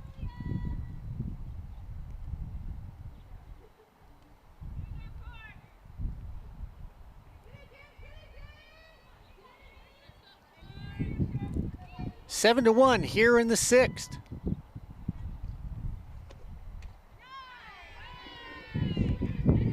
And the only way you can deepen your pitching staff is to have your number 2, your number 3, your number 4 come in and pitch some innings and really face some good competition.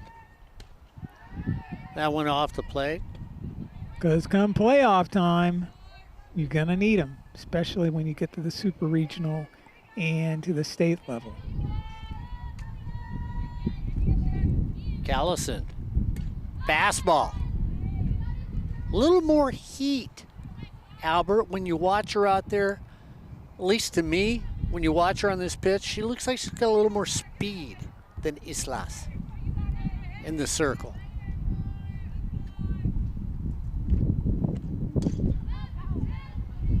A little faster to you? I'd say so. Like Callison seems to have a different, more methodical release compared to Islas, who's kind of just lets it fly a little bit. Callison seems to have a little more control, where she can kind of pinpoint her pitches. That one's off. Now, after you've said that, she better not walk this batter. 2-2's the count. Ginger Duncan hits it deep to center field. Goodbye. Oh, goodness. Ginger said absolutely, and she's flying around the bases like she dropped the butt and somebody's chasing her with a hot sandwich. Look at the smile on that young lady's face. And that was a fastball that got turned on quickly. Yeah, sometimes you can just put as much as you can on it, and Ginger just wasn't letting that one get past her. Yeah, then the batter puts just as much on it going the other way. And, you know, those laws of kinetic energy.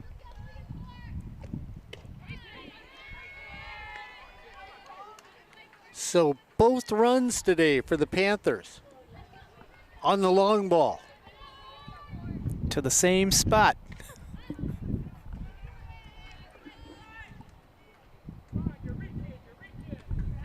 So we're going to have somebody investigate that camera out there that Albert's setting up. Because it sort of likes that alley out there. The Duke takes that one, but not before a deep fly ball gets the Panthers back on the board. 1 run on 1 hit, no errors, and nobody left on base. As we head to bottom of 6. It's Cerritos 7, Chaffey 2, here on Sportsnet, USA.net.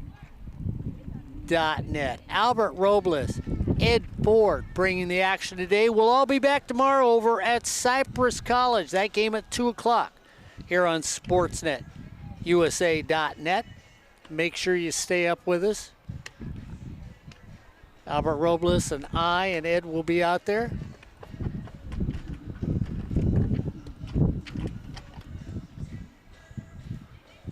So we gave you the formula for the things we talked about this young team with Cody. And we looked at their 2020 season. She was 7-9 overall, 3-6-1 in the South Coast Conference. 2019, 22-21 she was. In 2018, they led the state with walks. 57 of her players have received scholarships to the next level.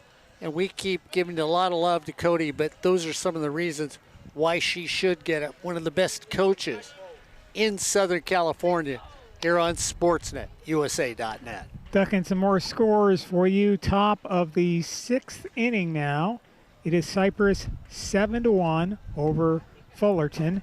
And Cypress has the bases loaded with nobody out. So looks like the roof is caving in on the Hornets there. Saddleback trailing Riverside 5-3. San Diego Canyon in the top of the 7th. They are shutting out Orange Coast 3-0. So we'll get an update and a final for you as soon as possible. Well, I'd love to know what the discussion was. So did you watch the infield umpire? Went over and talked to the Panthers. Proceeded to have a conversation with everybody in the infield at the circle. And it was more of a lecture discussion And then immediately, all the girls, while he started walking away, sort of chuckled for a second. He headed straight to the home plate umpire. So I don't know if it has to do with lineup changes or what, because you look at over there on the bench now for Cerritos, they're doing a lot of writings when you look at that staff that she's got. Bud Murray, an assistant coach, Brendan Ashley, Josh Musselman, Ashley Belamontes, all over there. So we'll see now. Here comes the discussion between them. This would be real interesting. I'd love to know what that was about. So he's going to go over.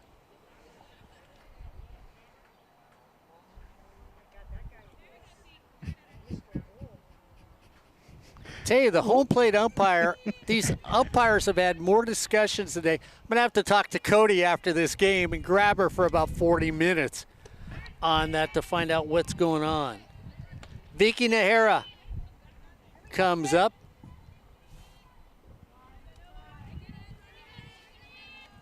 Out of El Rancho High School.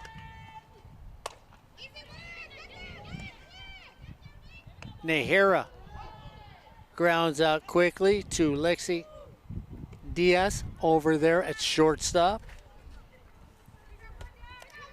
And Mark, your team, the Hawks, shut out Orange Coast today by a score of 3-0, so they hang on to their first place position in the Orange Empire Conference. Brooklyn Bedoya comes up. Looks at one off the play. Meanwhile, Cypress and Fullerton, top of the 6th inning. Cypress still batting. Now it's 8-1 Cypress.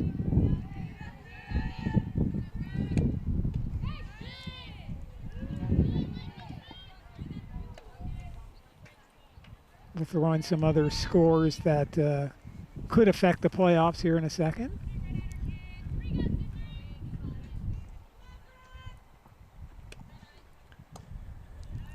Next in the dirt.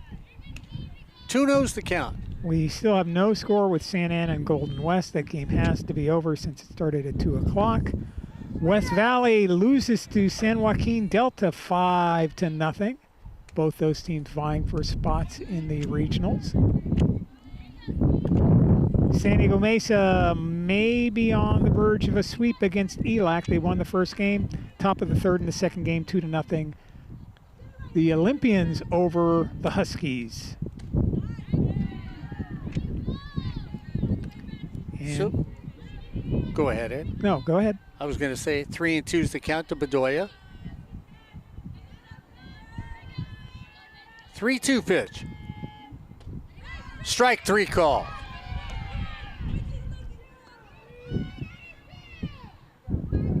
And San Mateo starting to lengthen their lead over San Jose. That score now 8-2.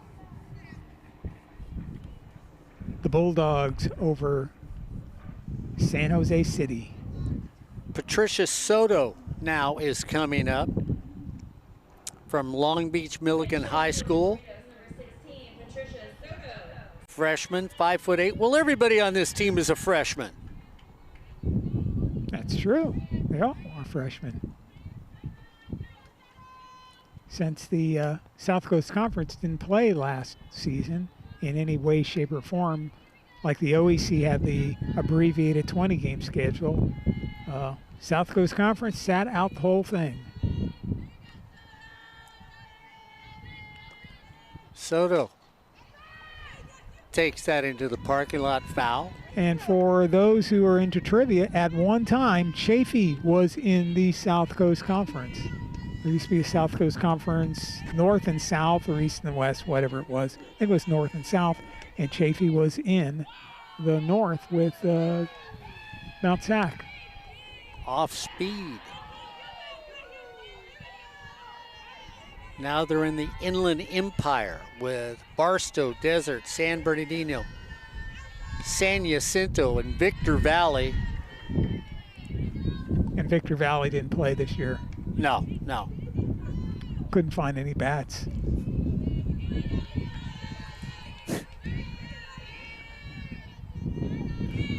Were they being Well, sold? the non-eaten bats. Oh, that is. okay. All right. No, unfortunately, they just couldn't field a team. There are some other schools that just, unfortunately, couldn't field teams. I mean, up north, you have Foothill, which has been in the playoffs for the last 3 to 4 seasons, and no team this year. Soto looks at one that just barely gets to the plate.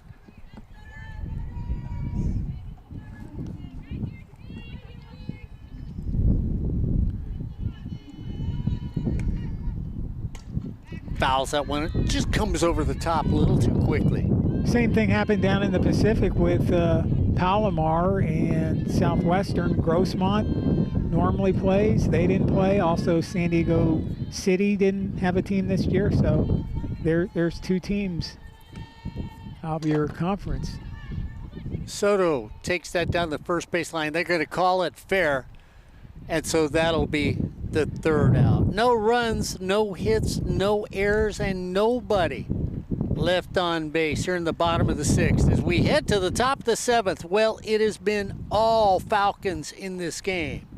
It's Cerritos 7, Chaffey 2 here on Sportsnet, USA.net. Ed Ford, Albert Robles, my linguistics teacher.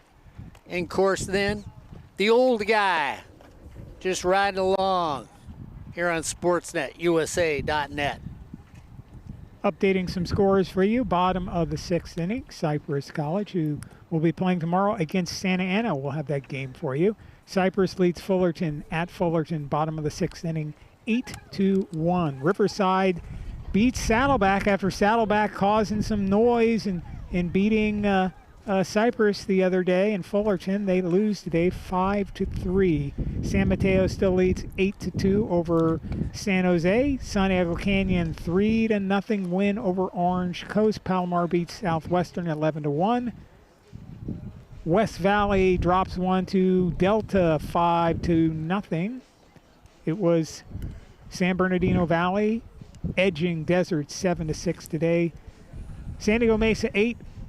ELAC 0 in the first game. Second game, it is 4-0 now, San Diego Mesa. And Mesa needs a couple victories to ensure their participation as maybe a play-in team. They were at 11-11-1. Now they're at least 12-11-1. Salazar rockets it into left field for another base hit. So after a deep home run, she comes back up. She is now 3 for 4 in today's game. That brings Garcia to the plate. Sabrina out of Roosevelt High School. Shows bunt. And the wind is growing restless, should we say? Really whipping out to right field. Sabrina slaps it away. So the defense is the same.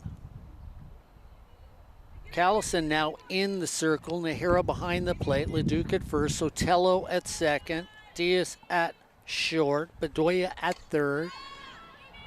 Caps in center. Easy fly ball. Gets underneath it. Gets it back in. Of course, like Ed Ford said, if you look at Caps out there, guys, she's got the sunglasses on. She's had them on for a while.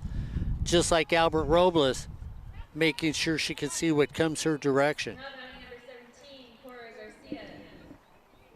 Very true. Coralyn Garcia now comes up. Coralyn flied to center, lined to Bedoya, and then Sotelo, who made one of her rare errors, allows her to get on base. Snap throw to first, not in time.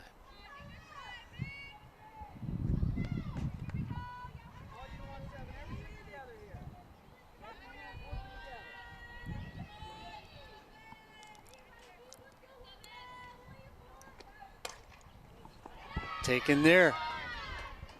So another hit for the Panthers. Ball comes back in, goes straight to Callison in the circle.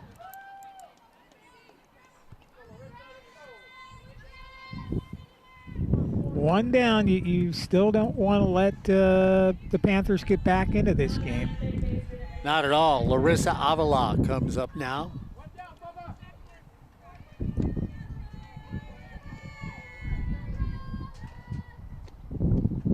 Takes that low. 2 on, 1 out. Top of the 7th. 7-2 in favor of Cerritos College.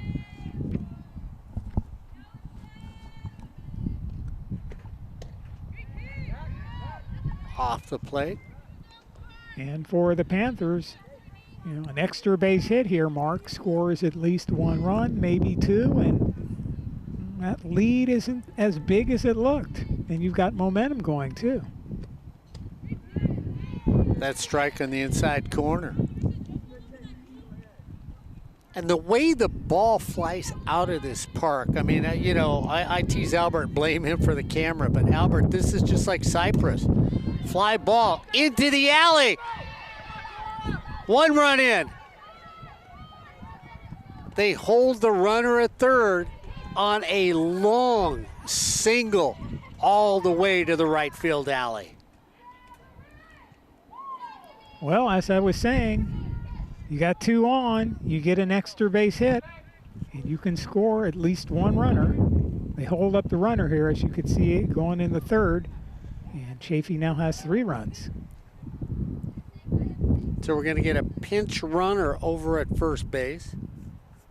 Arrington's going to go over there. She's got speed, so that's why you're going to put her there. Probably will steal on the first pitch.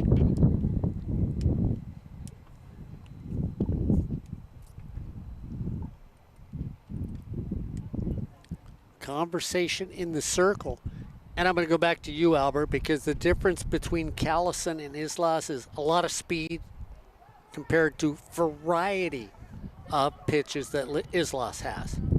Yeah, Islas has, a pretty vast repertoire of pitches that she's able to go to at any given time, and that certainly helps, her confidence as a pitcher in the circle. For Callison, she definitely has, high velocity, but she definitely could use a mix of pitches to take her to that next level. So we'll see if they stay with Callison. Long conversation in the circle here in the top of the 7th. 7-3 is now the score. 1 out. Runner at third, runner at first.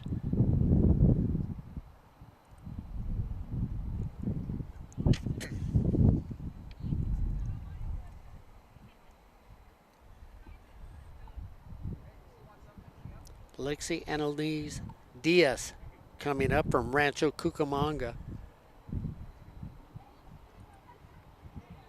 Playing shortstop. Popped out to short to start this thing, then got hit by a pitch in the 4th, grounded out to third in the 5th. See if the runner goes on the first pitch. Does not. Cerritos expect her to go. Sotelo and Diaz both went to cover the bag. The strike. Now this time Diaz does it. So on that previous pitch, both the second base person and the shortstop broke towards the bag.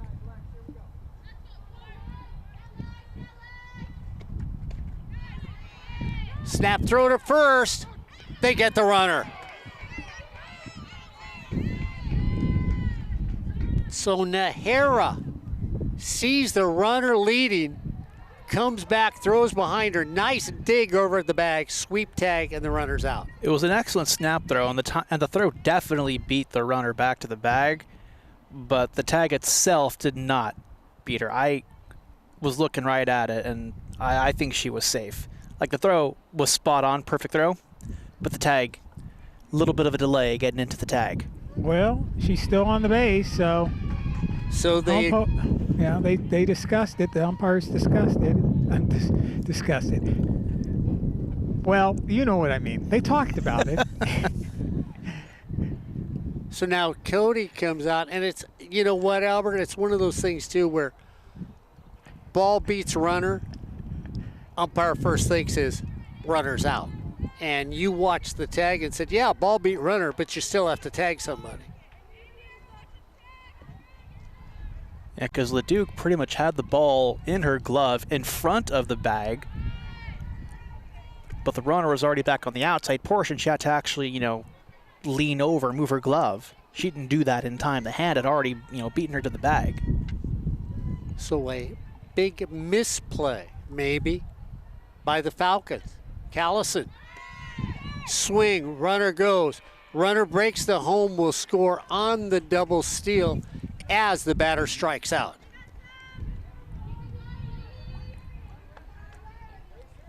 So, double steal happens on that. 2 more stolen bases. Another run in.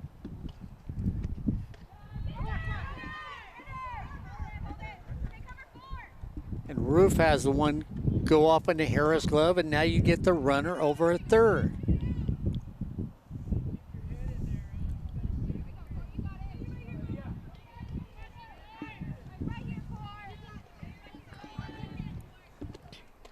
Seven to 4 here in the 7th.